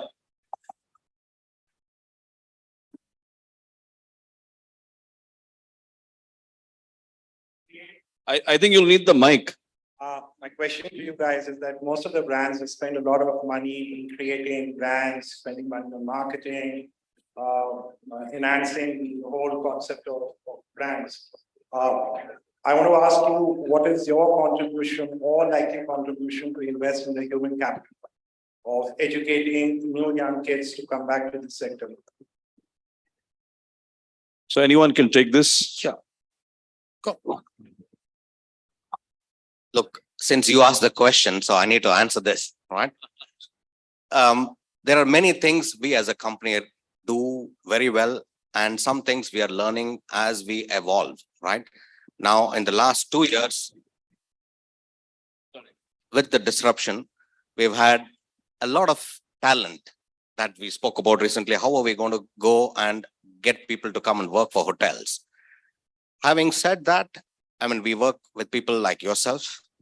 The Jobs Plus is a fabulous initiative. I think that is here to stay. And again, when I say localization, we need to go to these local markets to find the talent there and employ them. Trying to shift somebody from Mumbai to go and work in Bilaspur, rather than trying to get around Bilaspur to find people to work there, will make more sense. So our initiatives now are trying to get to the local markets to train, hire people, and get kids to be interested in hotels, right? And we're going to ask for help from you. So as part of IHCL, I can tell you in last 12 months, we must have rolled out over 18 to 20 programs, which probably help right from an associate level till a EVP level to kind of garner more knowledge in the field that they're working in. And that's a lot of direct financial resource investment. Number two is that part of our Pathya program and an offshoot of what he said, that there's a lot of connect with the locals of that city and that place. And if you give some kind of sense of purpose to the youngsters who are working with you, you kind of get two achievements. One is they do more than what they're supposed to do and something different than what they do. So they stay with you for a little longer. And two is that they are happy to do something which is more than just taking cups and plates and trays around, right? So I think everybody needs to look at this from a talent which is not just available for that core purpose of job that you've hired him. And in Gen Zs, I think if you go back and study their patterns, they're happy to do 2-3 things together. They just get their mind fatigued if you tell them to do same thing continuously for 10 months and you get a resignation after 12. And I said, both okay, I'm good. But if you engage him in a CSR activity, if you engage him in a project work or a PIT, you will see that this is going to change. If I can just add to that. So apart from the attraction of talent, what we're working on at Hilton is retention. So, a lot of productivity or incentive-based earning structures so that the top performers can sort of get compensated more given their talent and their caliber. We're also trying to make their work-life balance better, give them more flexibility in how they schedule their shifts. And also try to make things simpler so that we no longer need necessarily hotel management graduates all the time, and make things simpler. So when Hilton was looking for a property management system to replace the existing one of the key criteria for selecting that property management system was, is it easy to train? And the reason we chose Hotel Key was that compared to our prior PMS that needed approximately 35 hours of training before somebody could be put at the front desk, the new one can do that in under 6 hours. So just trying to make things simpler so that, you can attract a different strata of talent into your hotel pools, your talent pools. I think we've got Vibhor giving us very, very blatant signals. So I think we'll wind up with that. Paul, it was a great session. Guys, a big round of applause for the panelists. Thank you. I didn't step in to give, to interrupt this, but I think it's been a very devouring session. And we got another power panel, some extraordinary people in the room, right? Sheetal, all yours. It was an incredible session, trust me, very interactive. With the conclusion of this enlightening and engaging discussions, we express our gratitude to all our panelists and request Mr. Aditya Singh, CEO Hotel Logics, and Mrigang Srivastava from VServe to join us on stage for felicitation. Aditya and Mrigang. Keep reading the lead. Mr. Shrikant Vakharkar. I'm giving my girl a little break. Mr. Surinder Singh.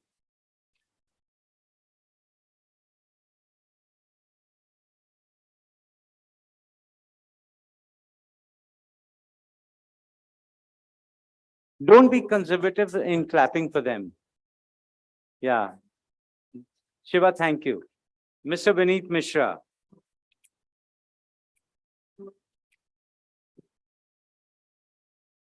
And the Sutradhar, Vikramjit Singh.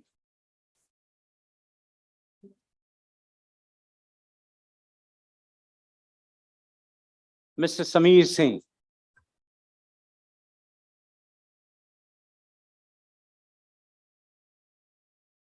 Mr. Ranjan Malarkar.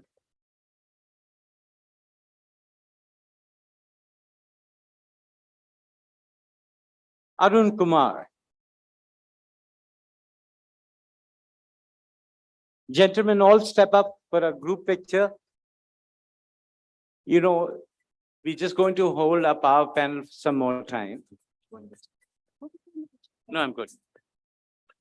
And All the lovely men standing, we have places for you to have a seat. We have kept you hydrated all through the evening. So all the lovely people at the back, may I request you, I can't see people moving. May I request all the people at the back at Signify and Grohe and Snapbread to please step up and take the seat as we move towards the end of the evening. Yeah, Sheetal.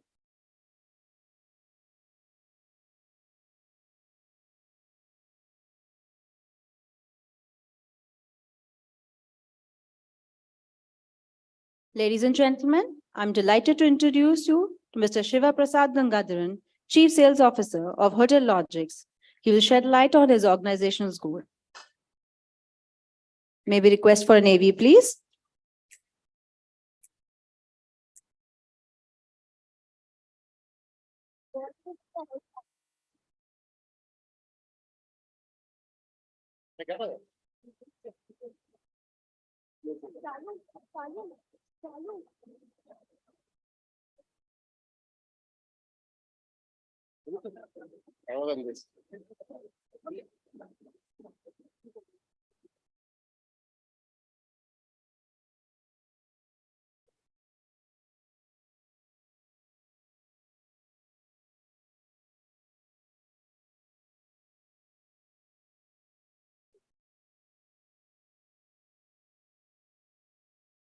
May we request for a mic, please?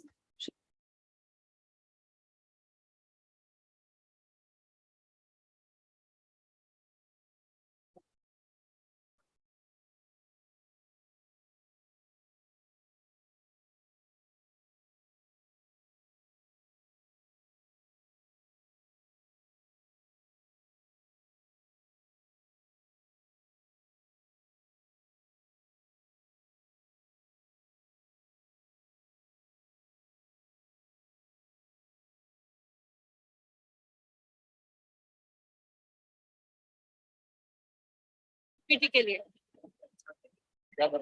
ये आगे ये पीछे हाँ ये आगे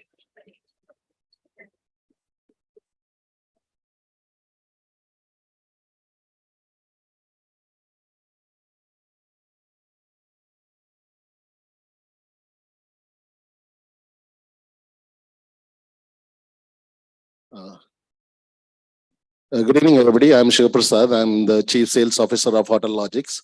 We have got a small presentation which is going to talk about the power of cloud for hospitality industry. I think a lot of the points were covered by Mr. Vikramjit's first question itself when the panel happened.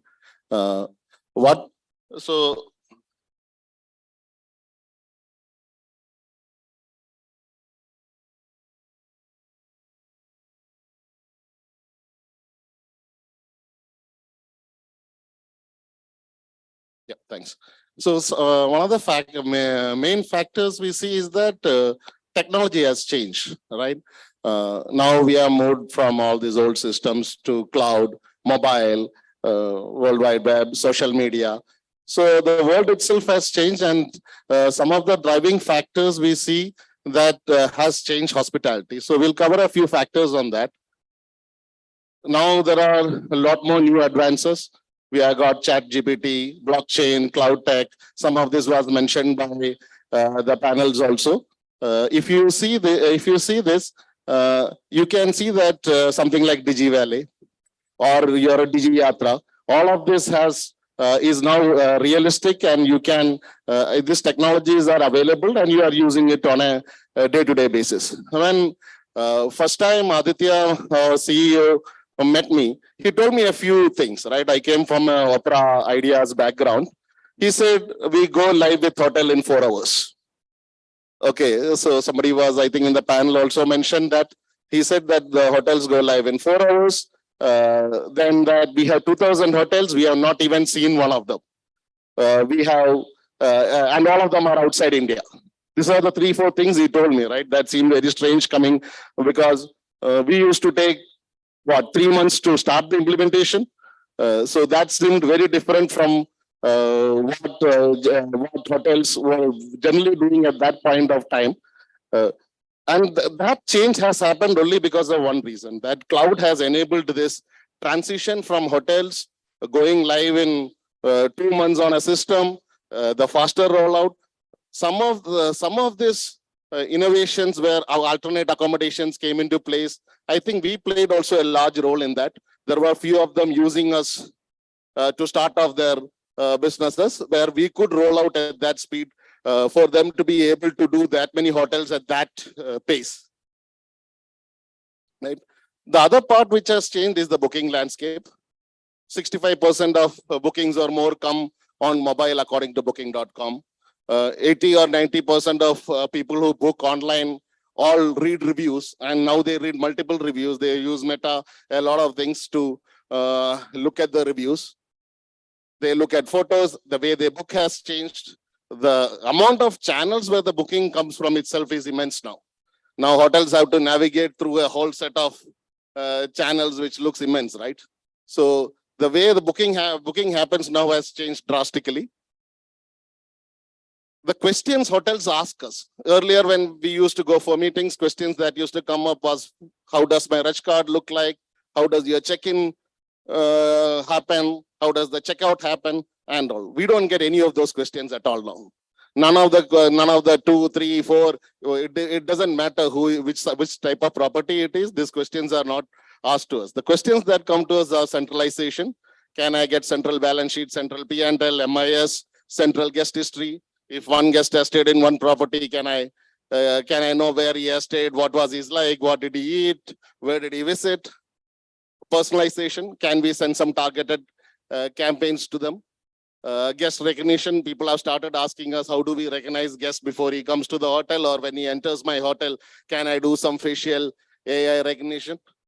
Personalized services, connection to IoT devices, data-driven decisions, pricing, reputation, customer spend, segmentation.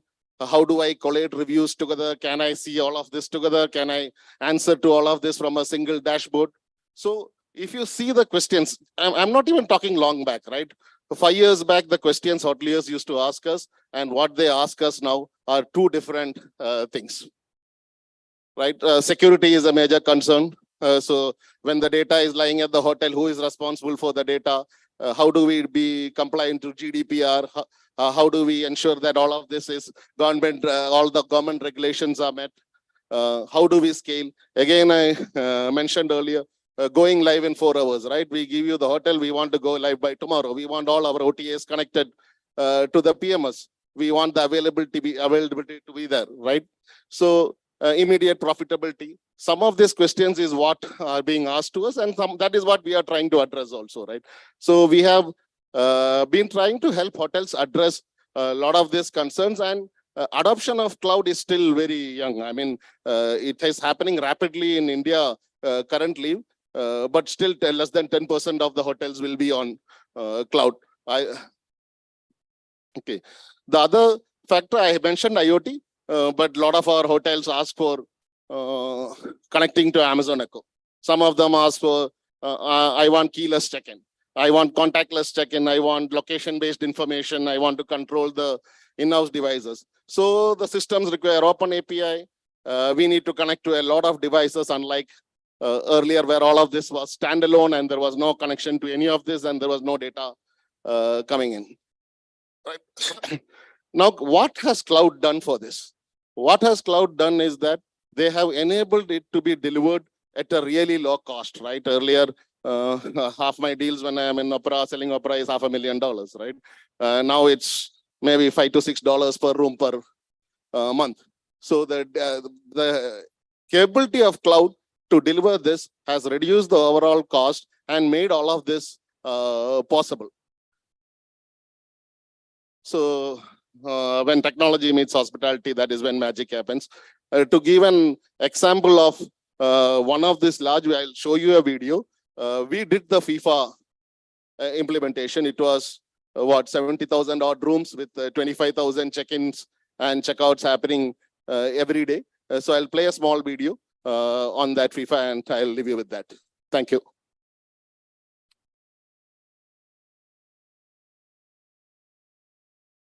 For crazy fans, Football is more than a game, and they travel across the world to it. But for us, it's a matter of honor to make their stay in a memory.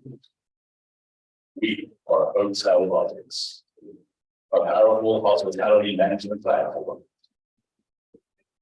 powering 50,000 plus rooms, 500 plus properties, all under one multi-property appointments.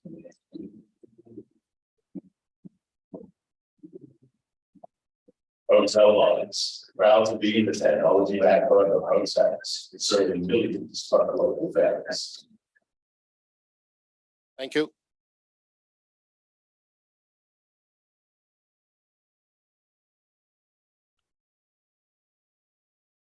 Thank you, Mr. Shiva Prasad, for sharing your organization's noble endeavors. May we have partner AVs for Snapit Bread, Ecolab, We Serve, and Pullman.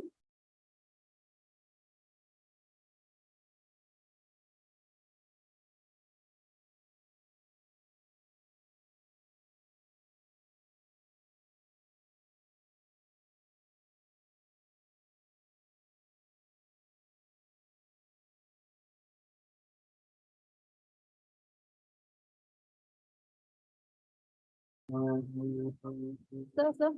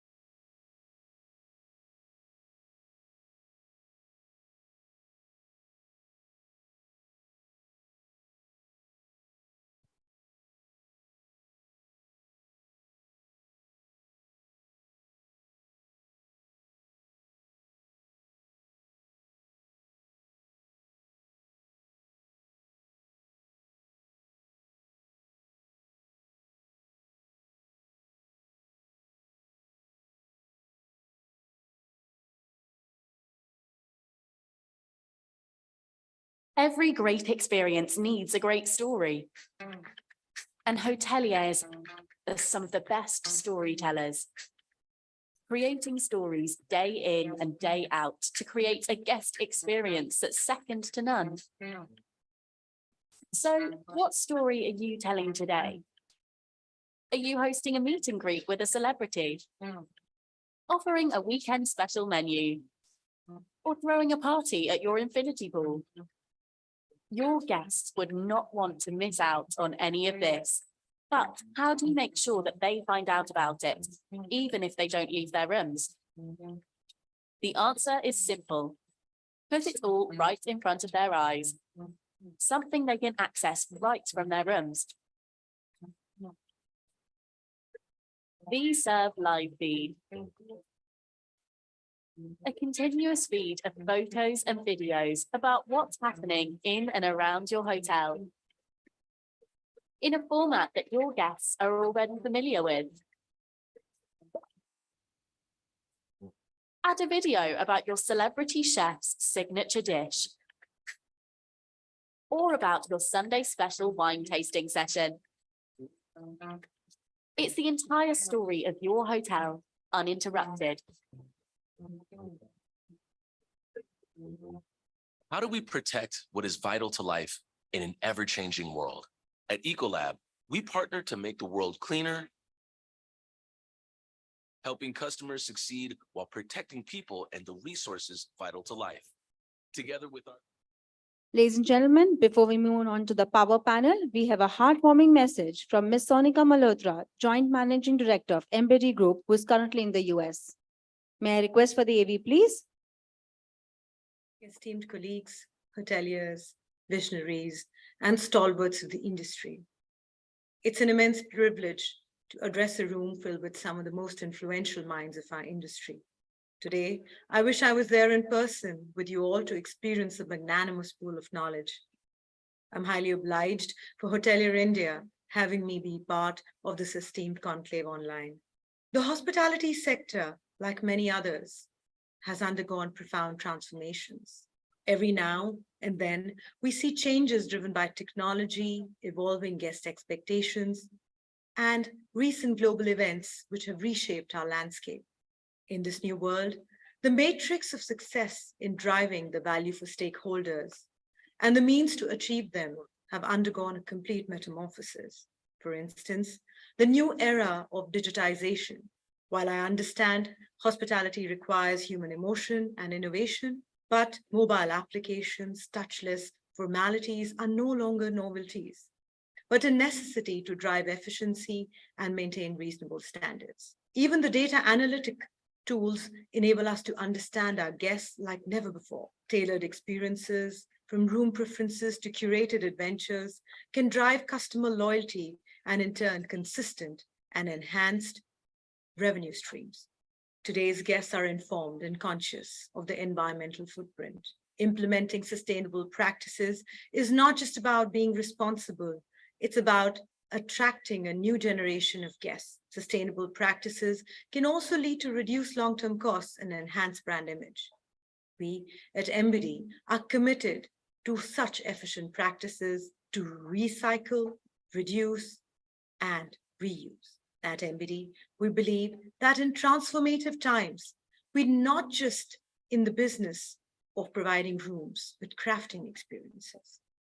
Each guest who walks through our doors seeks not just a place to rest, but an ambience that resonates with comfort, luxury, and personal touch. We do not only rely on room bookings. We offer experiences, be it in our spa, gourmet dining, or curated local tours. These have opened new avenues of revenue channels. This has not only increased profit margins, but has also served as a hedge for low occupancy seasons. I'd like to conclude by stating that driving shareholder value in this new world order is not just about adapting, but by leading. It's about understanding that our industry's heartbeat is the guest. When we innovate, evolve, and rise to meet their expectations, we don't just drive shareholder value, we set the stage for a brighter, more prosperous future for all stakeholders involved, including our team members. Thank you very much. Gentlemen and ladies, before we start our power panel, may we request everybody in the venue to take their seats, please. As we near the conclusion of this enlightening evening, we approach the final session, a power panel discussion with the esteemed panelists and deliberate on the topic, driving shareholder value in a new world order. Let us unite in a resounding applause as we invite these luminaries to grace the stage. Ladies and gentlemen, a huge round of applause for these people. Louder. Thank you. I welcome on stage Mr. Ajay Bakaya, Managing Director, Sarovar Hotels and Resorts. Mr. Nikhil Sharma, Marketing Manager Director, Eurasia. Market Manager Director, Eurasia, Wyndham Hotels and Resorts. Mr. Sudeep Jain, Managing Director, Southwest Asia, Intercontinental Hotel Groups. Mr. Vibhas Prasad, Director, Leisure Hotel Group. Mr. Zubin Saxena, Managing Director and Area Senior Vice President, South Asia, Radisson Hotel Group. And our esteemed session moderator, Mr. Jaideep Dang, Managing Director, Hotels and Hospitality Group, JLL.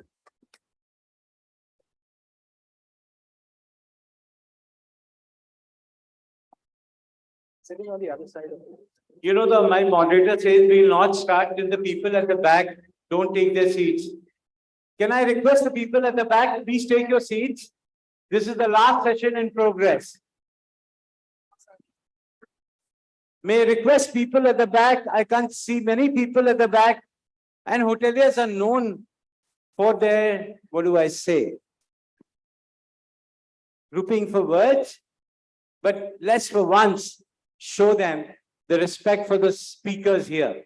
People at the back, may I request you to join us ahead. I think it's quite okay if they don't want to join us. That's perfectly No, all right. Mr. Bakaya, it's going to take a minute. But they can grab their drinks and move out to the pre-function. So we have kept you hydrated for long. And this is a request. All the men at the back, I insist that you please take your seats. My friend Jaideep Dang is waiting to start the discussion. It's very early hours. It's just about 8:45. People on my right, can you please join? Thank you. Jaideep, all yours. Power panel is on power backup, by the way. Right? Okay, ladies and gentlemen, thank you very much for attending. You guys are lovely as always and very kind to us. When I was told to do this, I thought I'll start like a Vajpayee, start slowly, then ask those questions patiently. But I think the train is running late. I must do this show as a Karan Johar now. This is a rapid fire. We don't have too much time. Zubin's given me 20 minutes. I don't know about you. All of you are hungry. So let's see. Rapid fire. That's a new one. Ladies and gentlemen, a very warm welcome to the very honored and my privilege guests, Mr. Bakaya, Nikhil, Sudeep Jain, Vibhas, and Zubin Saxena. That was a trick. I thought कि चलो तालियों से शुरू करते हैं हमें भी थोड़ी encouragement मिलेगी, isn't it? Okay. So I'll begin. It started raining, is it? Zubin, I begin with you. Ready? Shoot on. Okay. Well, on the way, I'll also ask some boring questions. So it's not all about interesting things, right? Okay. So Zubin, Radisson's celebrating 25 years in India. Some of us think it's a global brand. Truly it is. But you know, many Indians also think it's an Indian brand, right? We've all kind of grown up in our age, seeing the Radisson across the airport when there was hardly an airport. What is the reason of this great familiarity of Radisson in Indian hearts? Thanks, Jerry. Good evening, all. You know, I know we are the only guys between now and dinner, and you know the chef's done a great job outside. So I'm sure he wants to serve us hot food, and we all want to eat hot food as well. So I'll come to your question. Thanks, Jerry. Good evening, all again. You know, what's the reason? You know, as we go across the country, there are, in fact, starting from right here at Delhi Airport, you know, that circle is called Radisson Circle, right? Then you go to Indore, where we have the lovely Radisson Blue, it's called Radisson Chalk, right? As you go down the country, you know, there's a Radisson Square somewhere, there's something else, roadways named after our hotels. You know, the reason, there are two reasons, actually more than two, but I would like to broadly say that falls into two buckets. One is the sense of ownership. You know, we are not only looking at our markets as transactional markets. You know, we are not looking there to be there just for the business. I think for us, it's a sense of longing and sense of care. So we want our hotels to become the melting pot within the localities they are in, within the neighborhoods they are in. And, you know, that's really been the strategy and the mindset behind the group. The second reason is that I think we dared, and with due respect, I say that, when most others didn't. And we went into markets much ahead of time when nobody would want to go into a Ranchi or a Guwahati or a Gorakhpur. You know, we guys actually ventured in there. So, and that has been now from a first hotel here. By the way, when the Mahipalpur hotel opened here, this used to be out of Delhi. 25 years, that hotel, we celebrate 25 years. That was our first hotel. We just celebrated the 25 years at that property also.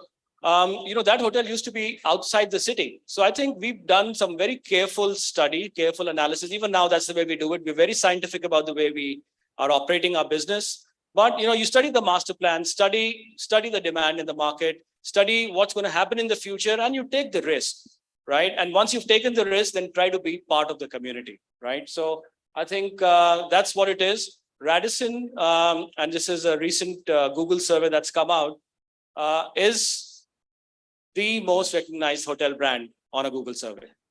So, that's us. We are part of the social fabric, social culture. And, and lastly, I'm sorry, I'm taking, I think, 5 minutes of the 20, but don't come back to me again. They kept us waiting a couple of hours. You take your time. Yeah, so I thought, I had all my answers well rehearsed. I would have said this over 1 hour. I'm saying it in 5 minutes now. So bear with me, right? No, but I think for us, it is really about caring for our guests, caring for our stakeholders. And it's true. It's not just a spiel I want to give to the audience here, who all of who is very, very intelligent. If you approach a business with a little bit more than just the nuts and bolts and the black and whites and the numbers, I think there's a lot more you get back. And I think that's the Radisson philosophy. That's passion, isn't it? The passion took about 5 minutes, rest all was Radisson. Thank you, Zubin. Another passionate man sitting left on my side. Again, very similar story. If we talk about the act of bravado that Radisson, perhaps, and the people at that time would have done, Mr. Kachru included, in taking those deals to the market. The man who actually did perhaps a little more deeper and wider is Mr. Bakaya. What a brand you have created, from luxury from tier 1 city center locations to tier 2, tier 3 towns. How's it going, sir? Well, it's going very well. It's still more in the making. We are 105 hotels now. But I think more than how it's going well for everyone right now. And I think it will augur well for the next 5 to 10 years in India for pretty much everyone sitting in this room. We had 2 things. We had 3 things going for us. When we entered the landscape, there was very little in the mid-market that was professional. It was either the big boys and the fancy hotels or pretty much nothing at all. So there was a huge space there. Secondly, we had the entrepreneurial zeal to say, let's go and do this, and let's go and do that, and let's go do something differently, and let's not be bothered with what's been done in the past. Let's find our own formulas. So it was that spirit of, daring do. Let's get out there and see what happens. We'll figure it out. And I think something that stood us in good stead all this while is our strong ability to behave, think, and act and speak like owners. You couldn't have some places doing well and some others not doing well, saying, I'll cover it up. You had to succeed everywhere. You had to deliver top line and bottom line in every single project that you went into. And if the owner had genuine concerns of not being able to pay his debt, etc., you listened and you reacted in a manner that was helpful to him. So those are some of the things that stood us in good stead. We are well positioned today with a vast array of brands. We have the Golden Tulip stable in addition to the Sarovar hotels, which adds a franchising dimension. And I think we are looking at much bigger and better things than what we've got to so far. Thanks. Now look at that, more than 100 hotels, and he's just said, we're just starting. So that's the zeal. Congratulations on whatever you've achieved, and a lot and many more to come. Thank you. Sudeep, what a legacy. Brands like Holiday Inn, Crown Plazas, in this country. And again, very similar story. It's a great legacy. And when you have such powerful blockbuster brands, how do you get your new brands in? And what do you tell your owners? Because everyone will be vying for the same Holiday Inn. By the way, or the Crown Plaza or the Interconti, we all sort of grown up seeing that. And now you have some new brands coming in. How's the experience like? How do you get in? So, thanks very much, Eddie. But I think we rely on 2 things. One is the rich legacy and history, which you talked about. So, and I think that transcends itself into the platform that we bring, right? Which is the the sort of the distribution engine, the systems, the revenue management, the talent management, and so on and so forth. And the new brands, although we have 19 brands now, we introduced the 19th brand last week. In India, we've been very careful to bring brands only which may be relevant and right for the market, right? So, we started originally with the Intercon, with the Taj and the Oberoi partnerships, the marketing alliances, which then moved on to becoming franchises. And then eventually now we've gone into the managed. And I think we're still building that brand in India because I think we've conquered, or we've done very well with the mid-market, with the Holiday Inn, a very recognized brand, and the Crown Plazas. But now because we've got that platform, we're saying, hey, listen, we need to enter the luxury space. The two new brands we introduced in the last 5 or 10 years, the Holiday Inn Express, because it wasn't right for the market in its first generation. It was a little ahead of its time with little F&B and so on and so forth. But today, I think it's very right for the market, and which is why I think we've introduced that in the next generation. And the two new brands which we're bringing in is Stay With Suites, which is an all-suite product. I think we've signed the first one in Bangalore, and I think very relevant because this is long stays, right? So again, right for the market. And then the newest one, which has finally got a great traction in India, we've signed 3 deals in the last 6 months. We've got a great pipeline, is the Voco, which is in that premium space, so competes in the same swimming lane as our Crown Plaza. It's a very conversion-friendly brand. So the difference is, although they swim in the same swimming pool, they're different swimming lanes. Crown Plaza is very prescriptive. You have brand standards and so on and so forth, versus the Voco is going to be a lot less prescriptive. It is so that you can retain the individuality of your hotel, yet take the benefits of the platform that IHG has. So listen, there's still 6, and we've got 6 Senses as well, which we acquired, so then we introduced, but I think we'll only bring brands if they are relevant to the market. We're not going to do it just to bring a brand. Sure, thanks. That's innovative. Nikhil, Wyndham Hotels, one of the most perhaps creative brands when it comes to deal making. And we've done it, right? Very creatively. Yes, we have. Trying to do a little bit more. So tell us, you do franchises while many other countries, brands do not in this country, whereas in other countries they may. How's this strategy worked for you in a country like India? Tell us a little bit more on your numbers of, the latest franchisee agreements that you would have done. How's the experience like? Thanks, Jaideep. I have to do the sales pitch on Wyndham because we're known as the Ramada guys. Wyndham has 9,100 hotels in 95 countries, 24 brands. But in India, the hero brand is Ramada. In India today, we actually have 9 brands as we speak. And we've introduced 3 brands in the last 2 years. Wyndham Garden, Ramada Encore, and Trademark, which is a soft brand. We'll hit 60 operating hotels next month. And with a pipeline of 36, we should hit the 100 mark in the last quarter of this year with the pipeline and operating hotels. So that's been the journey. We focused on tier 1, tier 2, tier 3 cities. And we've seen a mix of, and of course, we followed the trend that is there on this table. I mean, there were enough and more to lead on and learn from, if I can say, for an international brand to fill the steps. So that's something that we've focused on. So out of the 36 hotels that we have, actually, 60% of that pipeline is in tier 2, tier 3 cities. So that's where the growth is. That's where we are seeing a lot of appetite and an appetite for newer brands and international brands and franchising. So just to your point on franchising, I think we are very clear with 99% of that 9,100 hotels globally, it's franchising. We are very clear we'd like to franchise. We'd like to do a third party if an owner wants to be, doesn't want to be involved in day-to-day operations. And I think one of the things that in the last 4 years that we've been able to do very successfully is create a third party environment. We created Nile along with Zubin, and today Nile, for example, there's 3 of our hotels operating, 3 in the pipeline, a few Radissons, a few Hyatts, and so on and so forth. So we've been creative in that field and have tried to come up with solutions for owners that want franchise, but still don't want to manage it on a day-to-day basis.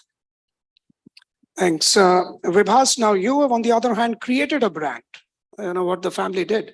And by the way, leisure hotels, this whole leisure word became so important and prominent, especially in COVID and post-COVID. So did you ever think about leisure, and then finally leisure? So I think I probably need to introduce myself. We own this boutique experiential resort chain, largely based out of Uttarakhand. In fact, Jaideep, I came here to hear about shareholder value from Mr. Chadha. My mother has shares last 45 years, and we're all waiting for price discovery comes to shareholder value. So I think the next 18 months for ITC shareholders is going to be exciting. And just picking on the same theme in our entire asset right strategy, we actually work with the two amongst the 5 largest market cap driven companies. We have currently 3 existing hotels with IHCL, 2 to come.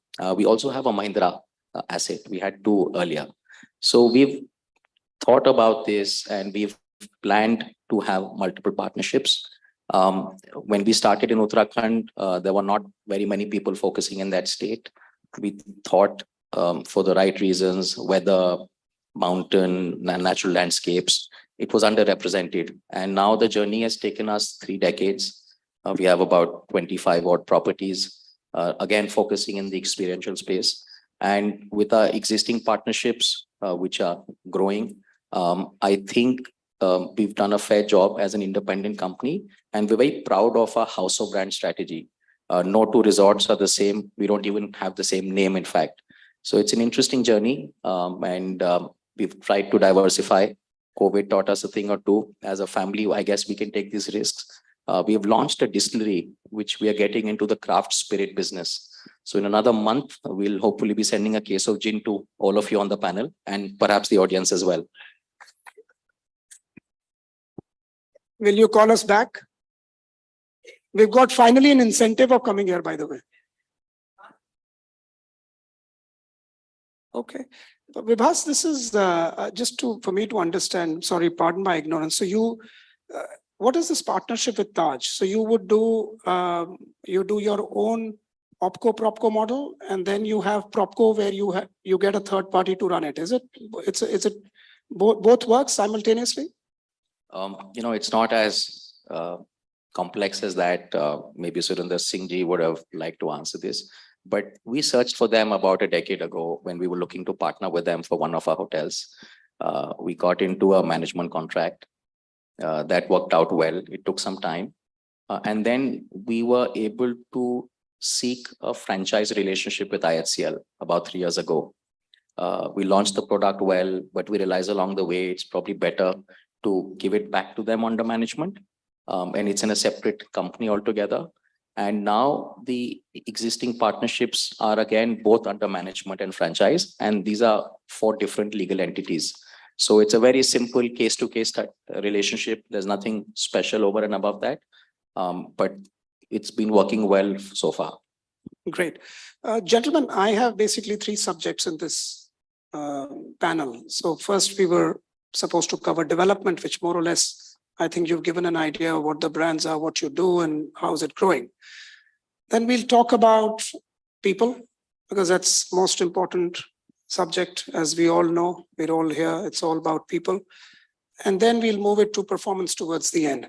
So Sudeep, I'm starting on the people side with you. A lot is written, spoken, discussed about hospitality sector losing its good talent. I know Natwar sitting there, he tells me every day what's happening. But does this remain for you the biggest challenge as a leader when you sit in the boardroom? I mean, is it still the biggest challenge for you? And how are you addressing it? You know, if there's one thing which keeps me up at night, it is the talent, future talent.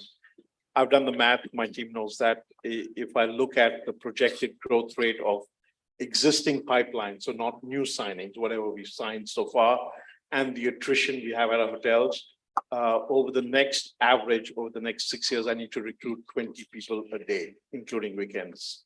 Right. That's the level of challenge we have. So, so it's a train wreck coming to hit us. And, you know, I think it's probably a similar challenge for almost everyone here. The challenge is not at the high ranks, not necessarily. It's not the senior leaders. It's not even necessarily the mid ranks, right? Because there's enough opportunity which is going to come for them. It is the bulk of the people who make it, which is rank and file, right? And I think, listen, let's face it, we were not very kind to that segment of the colleagues during COVID, right? We all have our reasons and excuses. Owners won't do this, that, and the other. We're going to protect numbers, etc. But we all were not very kind to that segment, and so there's no reason why they won't act the way they are acting today, which says, "Listen, why should I care about you when you didn't care about me?"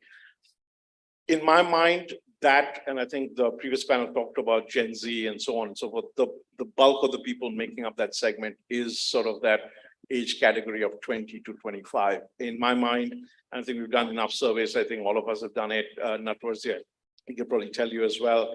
I think the two most important things for them is work-life balance, which was different than when we worked, when I was at that age. And number two is aspiration in terms of career. They want to build a career. And I think we all do the right things to try and retain and try and hire the right people and give them the right tools and the right trainings and so on. But I think the biggest thing we can do, in my mind, currently, which is immediately actionable, is give them the work-life balance and go down to 8 monthly offs, right? I've said that in previous panels in the industry. And I think, but I'm telling you, amongst all the people sitting here, they are leaders of their own hotels. Not more than 25% of the people have that in place, right? The biggest difference you can make for them. I hate it when I've got to work a weekend, so why shouldn't they? So better get your act together, because then there are companies like us who are acquiring that talent, promising better work-life balance. And I must tell you, there are people in the room who work with me and they're pretty happy. They left this world. And we give Monday to Friday. It's a pitch as well, by the way, but nevertheless, we're kind of upskilling. It's important for the customer and the guest, equally in a commercial office building or a shopping mall and at the airports. Thank you, sir. But yes, it's genuinely an elephant in the room. So we're glad that you picked it up. Mr. Bakaya, you've seen it all, right? And from those days to these days, and I think the trick, which I feel that still makes you so effervescent, is because you kind of change with time. What do you think has also changed, and how are you sort of coping up and managing this problem of people? So I think we always had a people problem. I've been in the business 45 years. I don't remember a year when we did not have those challenges. We had challenges when a third of your workforce in the kitchen and F&B service didn't report on duty at the beginning of the month because they'd all gone aboard a ship. And I'm talking about a hotel with 1,500 employees and very deluxe and very special in the city. It happened. Good people was always an issue. Today, it's a much bigger issue. So I think two areas. One is spend a lot more time and effort on what those people really, really want. And yes, 5-day weeks is one. 5-day weeks is still a bit of a mirage. We are operating people on split shifts. When a guy leaves home at 6 in the morning, starts work, does his breakfast, does lunch, comes back again in the evening for a dinner. If the hotel's really busy with weddings and things, he's spending late night, he doesn't get home for some time. Has that gone out of the window? It hasn't yet. I compared notes with a whole lot of the larger companies and they're still following the practice. So I think we have to change dramatically. That's one part. What do they want? They want more of a fun space. They want more of a challenge. And yes, they want growth and they want growth faster. So it's got to be a marriage. I can't give it all to them. I've got to start working. I have started working. I've got to start working much more to bridge the gap. The other thing is, what else you do? You build your own army.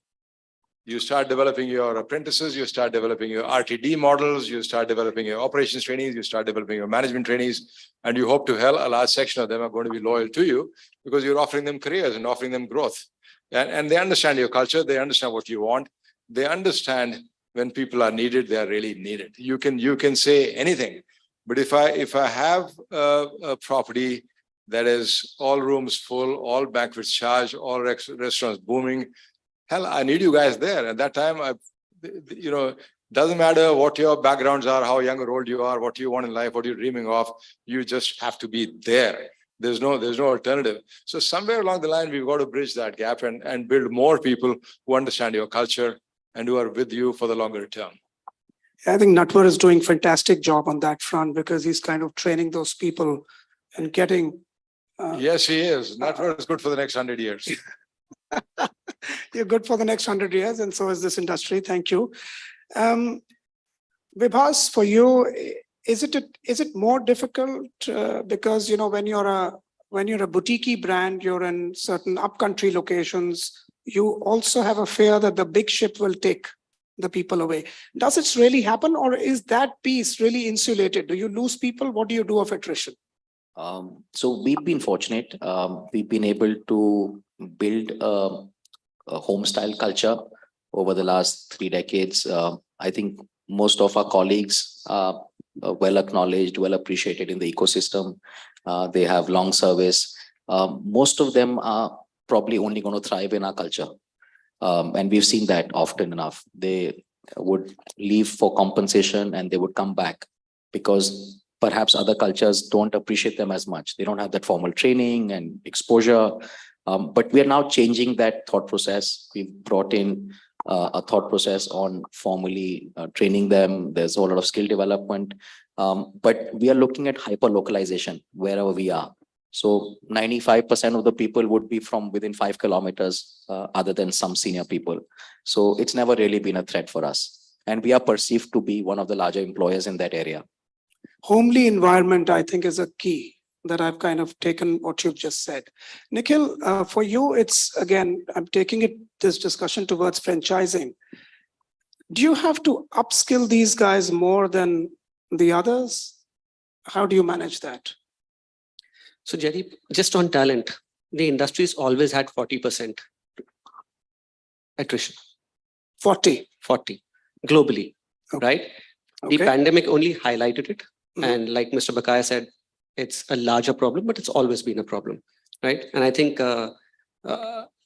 people like Natwar actually do deserve a big round of applause because what they're doing with skilling in this country is the next level, and that is the need of the hour. So धीरे-धीरे Natwar show क्यों बनता जा रहा है?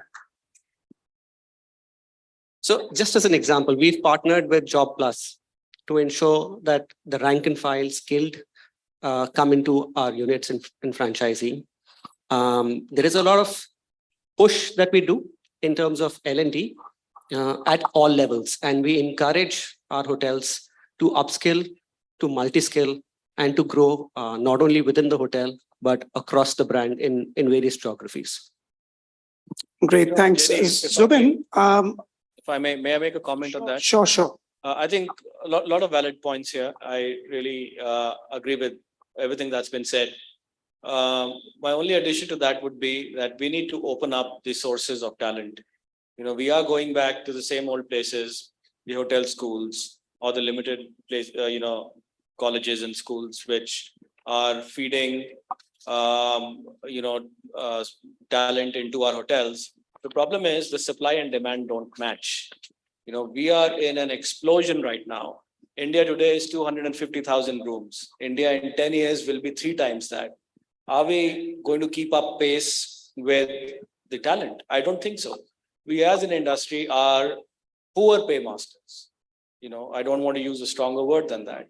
You've got competing industries which are paying 2 times, 3 times as much, be it the call centers or the service centers or whatever else. And you have a talent pool which has a highly transferable skill.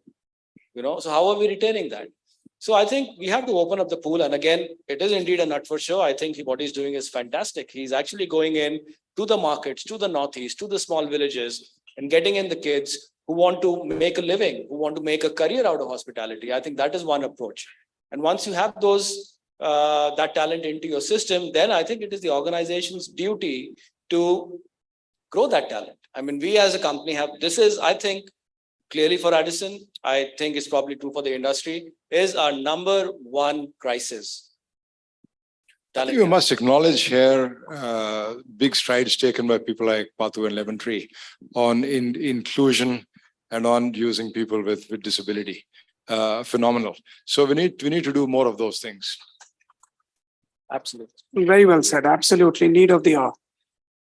So I'm taking it to the third pillar from a shareholders value perspective. We've talked about investments, development, what you guys doing. We talked about people, which is a very strong pillar. The third pillar that drives the shareholder value is performance. Sudeep, may I ask this question to you? And if you can start the performance side of the conversation. 2022, you see, in many ways was a stellar year for all of us. Whichever business you were in, it was fantastic. What is your expectation, Sudeep, from here on? Will this euphoria continue? Are we looking at a plateau situation? And I know you've been on this side of the story as well. And you've always looked at the markets very, very analytically, whether it is hospitality, stocks, different things. I know you, so it'll be really good to have your view to begin with. So you're right, 22 was a stellar year. And, I think 23 is better than 22, right? So from that standpoint, I don't think it's stopping us. And I'll answer this question in two ways. One is sort of the macroeconomic things which are going on. Firstly, let's acknowledge that India hospitality is predominantly domestic, right? I mean, yeah, sure, 6 million or now maybe 10 million foreign tourists, including family members, versus 800 million domestic travelers, right? So I can tell you occupancy in our hotels is virtually about 85 to 90% based on domestic travel, right? So to me, what's going on in the domestic world, the growth in the infrastructure, the macroeconomic growth rate in the country, just by the sheer economics.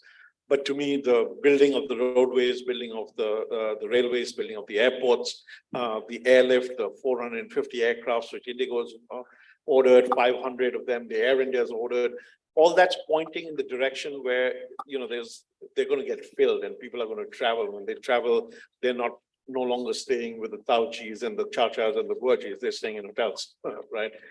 So I think, the future is bright at the macroeconomic level.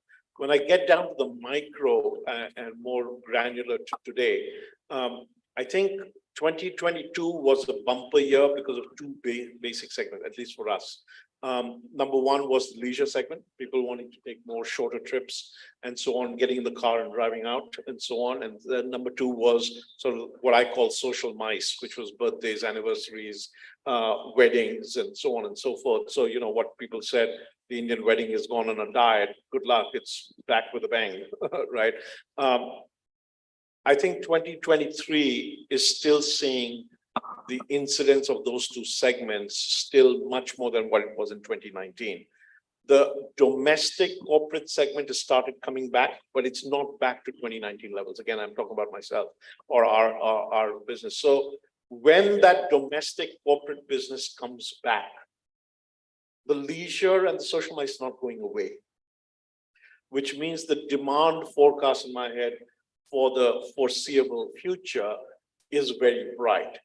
The supply addition, unfortunately, the ramp up in supply, the signings, we were at a pace, if I look at the big players, were at a rate of about 8,000 to 10,000 hotel rooms a year pre-COVID. During COVID, it went down to 4,000 or 6,000, right? This year, it's going to go up beyond 10,000 because of the pent up demand. So, but this 10,000 hotel rooms is not coming online for another 4 years, right? So in the imbalance of the demand and supply for the foreseeable future is going to remain in my mind. And the segments which are not yet in full swing are going to come back. And you cannot ignore the international corporate as well because of the focus and the growth of India. If there were 12 million people traveling earlier and that was growing at a rate of 10% or 12% a year, I think that growth rate is going to really spike because the floodlights are on the country. So, I think all things point to demand is going to grow at a much, much, much faster pace than supply. As a consequence, great occupancy, and the virtuous cycle, great occupancy, great rates, as a consequence, higher profits, more supply coming online, and then there's going to be an inflection point probably in 27, 28 again. Didn't I say analytical, Sudeep Jain? You got all data. You don't need JLL for the moment. Thank you, Sudeep. Yes. No, I think he's the Harsha Bhogle. You see, we still have to go and play. Okay. Mr. Bakaya, if I take this conversation, Sudeep, thank you. Actually, it was very enlightening. And a lot of this is when we are looking at the market from a distance, it's, you know, it's very similar. The pattern that you just said is emerging in the same manner. What I think I'd like to know more a little bit is what's happening on tier 2 and therefore in the tier 3 towns. A lot of your hotels are in such markets which are very important, prominent trade centers. Is the story same? Is it bullish and will continue to remain bullish? The story is the same. I see a demand increase of 20% upwards year on year, for not just for the next 3 or 4 years, but for the next 10 years. I think India's on a big, huge role, and there just isn't enough supply. What do people want in the smaller towns? By and large, is different from the other larger cities of the metros. They want more recognition. They're more price conscious, and they want to announce to their communities and to the city that they've arrived. So weddings and all are largely big affairs, but that's where a person wants to say to people, you know, I've got somewhere. This is what I want to show off, and all of that is translating into real monies for the hotels. We'll continue to do so. Land's not cheap in these cities. So from that point of view, it doesn't make more sense. Is it more of a better ROI investment? It's not. But there is high aspiration. There are a lot of things missing in these places. People are now well-traveled all over the place, and they want more and more of this to happen. So I think, yeah, growth in these cities is much bigger than the larger cities. And you see much more mushrooming. I remember a conversation about 10 to 12 years ago with the CFO of a huge multinational who said to me, you know, we know 300 room, 400 room, 500 room hotels in large cities in the world. We can do that with our eyes closed. But the 60, 80, 100 rooms in the Coimbatores and the Nasiks and the Surats, not our cup of tea. Today, every large international company, every small international company is going into every possible city in the country. So it is a changing landscape and a dynamic one. I think there's lots of action there, lots of excitement. Yeah, you've given me actually a cue for the next question to Zubin. I remember Zubin once told me that you have a Radisson hotel after so many miles. If you go 4 on- hours. Every 4 hours. 4 hours, 4 hours. Okay, 4 hours if you take any highway towards north, south, east, west. Does all of this sell, Zubin? All these hotels are working well? We are in the distribution business. You know, if you ask an owner, and the boss is here, you know, why would you choose why would you choose one brand over the other? I'm saying if you ask an owner, why one over the other? The answer is distribution. You know, we are in the distribution business. So when you have more flags, we are in about close to 70 cities across the country. We'll probably be, you know, we'll be about 300 hotels in 5 years. We'll probably be in more than 100 cities in the next 3 to 5 years. And 85% of the demand, as Sudeep mentioned, and that's true for our portfolio as well, is coming from India domestic. So how are you going to grow? How are you going to support these hotels? So the idea is distribution strength comes from footprint. And, you know, the idea does sell. I mean, just, in fact, today we signed a hotel in Jhansi, you know, and so tier 2, tier 3 are the markets which are really rolling. These are the markets which will continue to grow. You know, there is real development happening on the ground. I think India is where the US was about 30, 40 years ago. You know, when the roads come, people travel. When people travel, they need hotel rooms and so on and so forth. So that's my point to this. I want to just backtrack I have a different, you know, to the previous question, and I just want to make a comment, not seeking any more responses on that. You know, I have a slightly different point of view on what's going to happen in the future. Top line will grow. I don't think we have a top line problem for India at all. You know, domestic consumption is growing. India inbound is going to grow exponentially. I think we are going to have a bottom line problem. And I'll tell you how.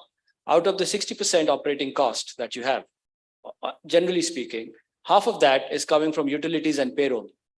You know, and we just mentioned we are in the most severe crisis situation with manpower. You know, so that 18 to 18, 19, 20% payroll cost is going to increase to almost 25%, which means your operating GOPs are going to come down if we don't do anything about it. You know, utilities will rise with inflation. So I think, you know, I have a contrarian view. I think as managers, we are paid to look at it ground up. My view is that top line is going to grow just fine. It is going to be about how well you manage the bottom line. So I think the GOPs, and again, some of us did see that pressure come up in the month of June and July. I don't know about the other portfolios. Clearly, I can tell you in some locations, and you know, in our own discussions internally, you know, that was the big red flag that we are concentrating on. And what that will mean is automation, efficiency, clustering. Those are the, and by the way, those kind of things become better when you have larger scale. You know, we are clustering throughout India. Anyway, this is not a Radisson discussion. But point is that I see a bottom line problem here. I don't see a top line problem. Okay, interesting point there. We'll just take a pit stop, though we're not allowed, but the man who's basically brought us here is only wanting us to stop. Please, sir, over to you. Listen, I don't want to interrupt this great discussion, but the kind of milestone and most of the hoteliers that I talk are in a very transactional mode. I'm sorry to Jaideep to bring this discussion. Bring this word also, transaction, we take it personally, by the way. No, JD and JLL are synonymous, and people in the room, this man only understands transaction. But I want to ask the panel, there was a time and a decade back when you used to relook and give a lot of concentration to our guests. But today time, after a decade, I've seen a journey. Every hotelier worth its salt and name talks only number of keys, number of rooms, every mile having your flag. So what's your take? Are we really going in a transactional mode? Where are the ethos of hospitality? And Zubin, my friend. No, I think Listen, those are the questions. Before you speak, congratulations to Zubin for incredible journey. More flags to you, more power to you, much You know, sunshine to you. You know, the real stars are sitting right there. You know, we have. So stars, can we hear for the other stars? Let's make some noise. Let's hear it loud. That's the team Radisson right That's now. the way Delhi is. That's the way I started my career here with Indian Express. And Zubin, just to labor on you. So where is the heart that is beating for you? No, I think, you know, the questions need to change. The answers are there. Zubin, out of syllabus hai. नहीं, बिल्कुल syllabus में भाई है. देखो syllabus से बाहर की बात करेंगे. You know, it is absolutely in this. That's what I said. You know, the questions need to change a little bit. After a few drinks down, you can have. You know, we have, and again, I will make the quantitative answers a little bit more qualitative, right? We have today 113 operating hotels. We've got about 60 in the pipeline. About 70% of those hotels are coming from existing owner partnerships. Bravo. So you know, that should speak about what we are trying to deliver to our owner partners over a 15-20 year relationship. Today, our system, and I'm sure there are great brands sitting here, so I can just talk about my own. There, of course, many others are doing much, you know, are doing great as well. We have an average guest experience score of 90% across the portfolio today, you know, and that's par excellence, you know. So the answers are there. It's not out of syllabus. I think all of us are itching to answer these questions. You know, we had great performances all over. You know, I'm going to steal the thunder for today, but you know, but the answers are there. Thank you. Thank you, Vibhor. I'm just taking this question to the leisure market as well. In your markets, what do you think? See, at least when we are analyzing data, we realize that in leisure markets, at least the seasonality is coming back. So is that hitting you, or we were sort of not programmed this way too soon, too much? Is that happening with us? So because we represent a microcosm of the industry largely in the north, I think we are at the right place at the right time. Goa happened, Rajasthan happened, Kerala's happened. It's Uttarakhand and Himachal's turn now. And the large swath of population that lives Haryana, Western UP, Delhi NCR, Punjab, they travel every weekend. staycations, long weekends, social, mice, weddings. And there's so much of opportunity right now that this super cycle is here to stay. Some markets may have more muted growth. I think I was reading a report earlier this year that Rishikesh being one of the best markets for the country. We have one of the largest hotels there. There's no slowing down other than the topical weather patterns right now. Of course, last 2 months have not been great. Sure, no, that's absolutely visible. Nikhil, I stayed and I attended a wedding in one of your hotels in Mohali. Again, a very interesting idea. There was a Mohali club and you have a hotel next door. Again, you know, it's a great blend. Is that the future? Is that innovation going to make this scenario work better? What just Sudeep put it very articulately in numbers. So is that the innovation and which is now sort of taking you guys forward?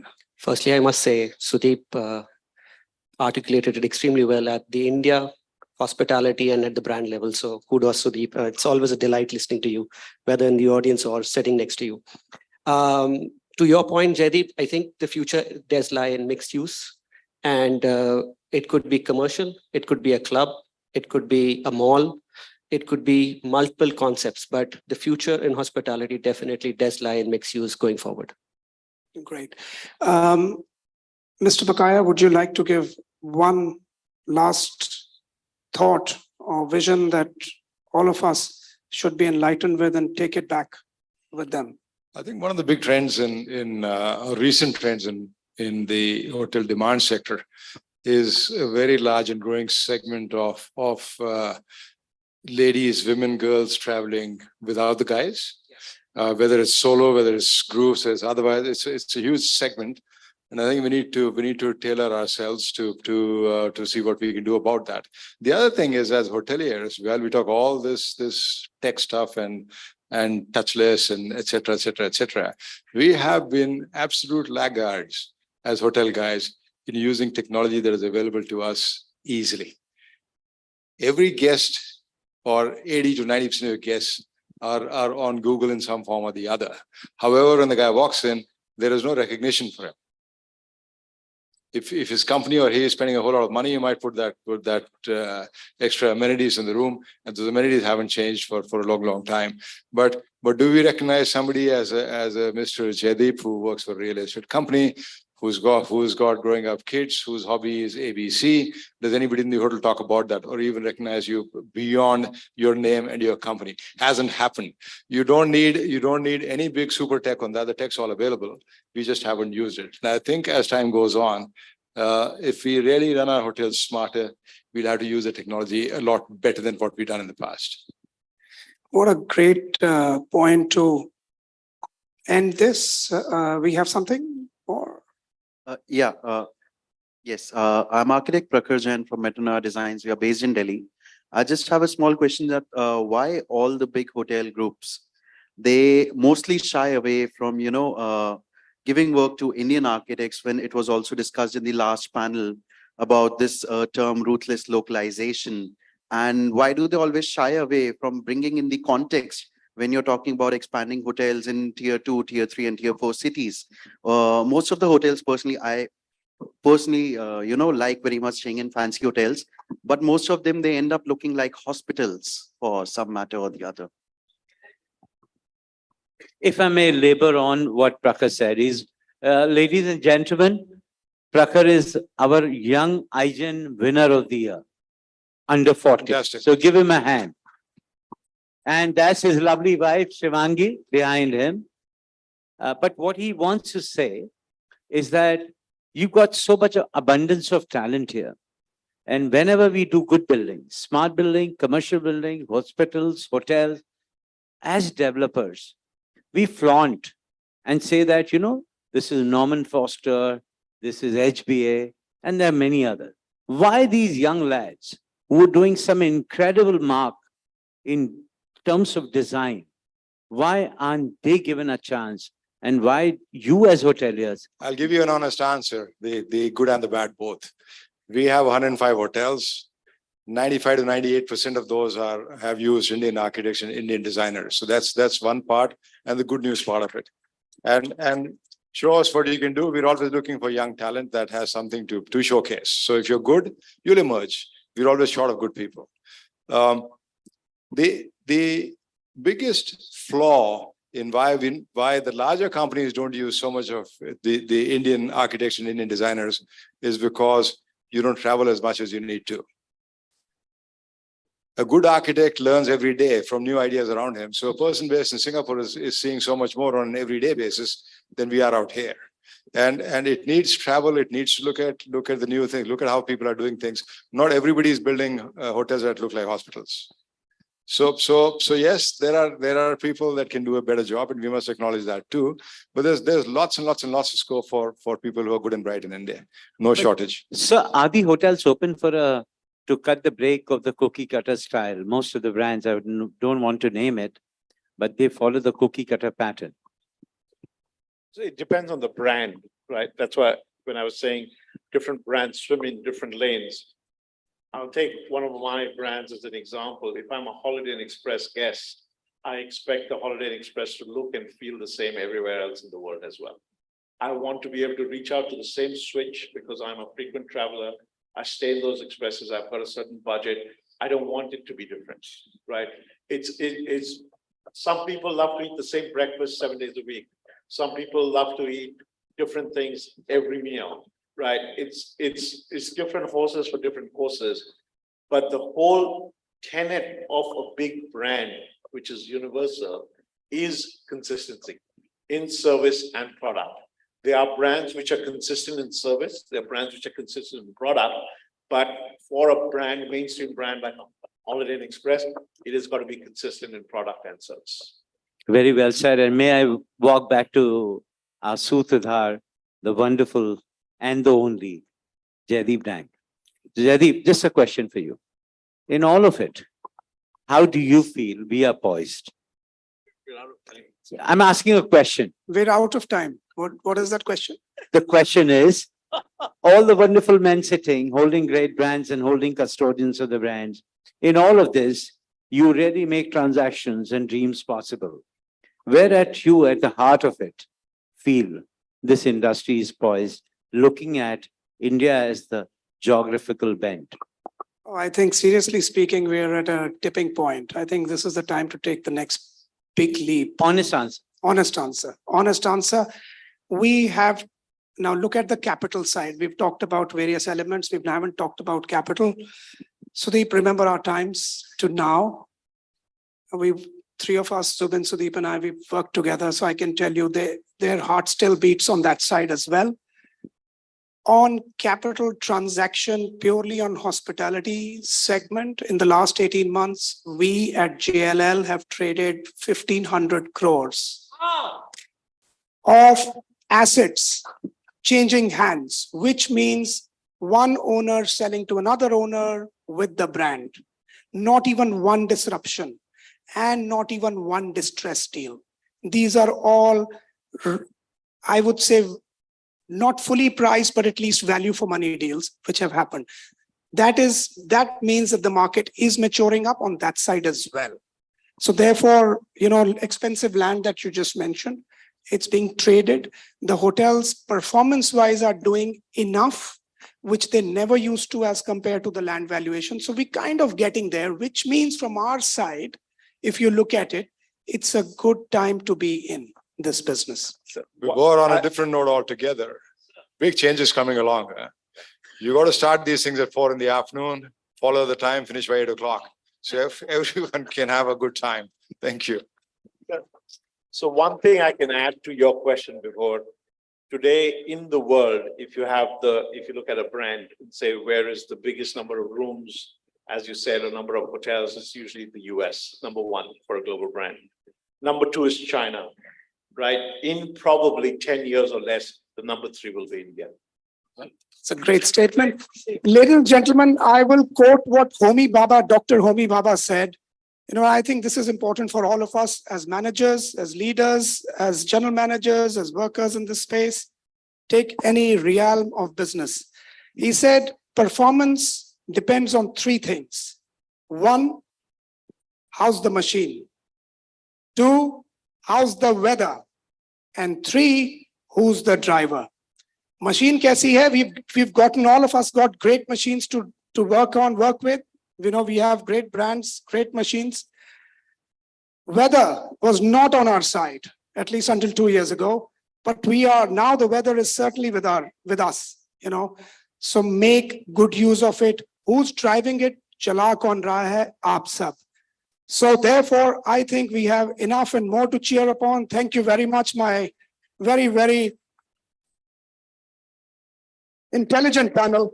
Thank you for all that you have given to all of you. Thank you very much. To Vibhor, once again, the train was late. Sorry, we failed all of you and failed each other. You said 20 minutes and we took 60? I think so. But pata nahi chala na, acha time nikal jata hai aise. Give a hand for Thank you very much, Jaideep, guys. the man. Thank you, Jaideep. Thank you. Thank you, everyone. You know, the thank you, dinner served outside. No dinner. Shital, can you start? Thank you, panelists, for sharing enlightening views and insights. But before we part ways, allows us to express our gratitude. May I please request Ms. Vidya Meshram and Vikas Malhotra to come on stage for felicitating the panelists.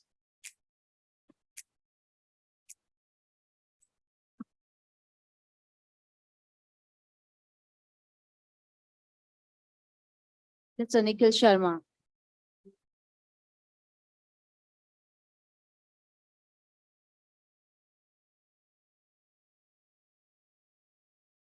Mr. Ajay Bakaya.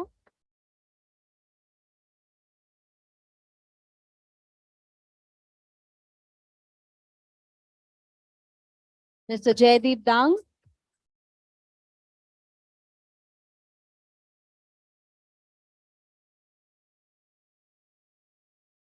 Mr. Zubin Saxena.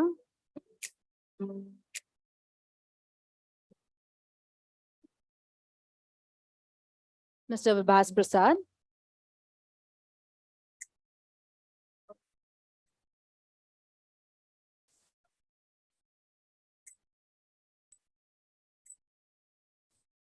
And Mr. Sudeep Jain.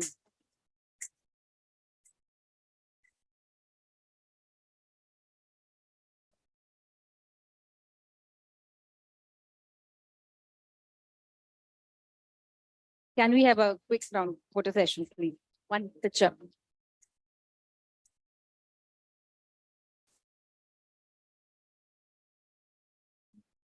Yes, please. You don't have to ask before.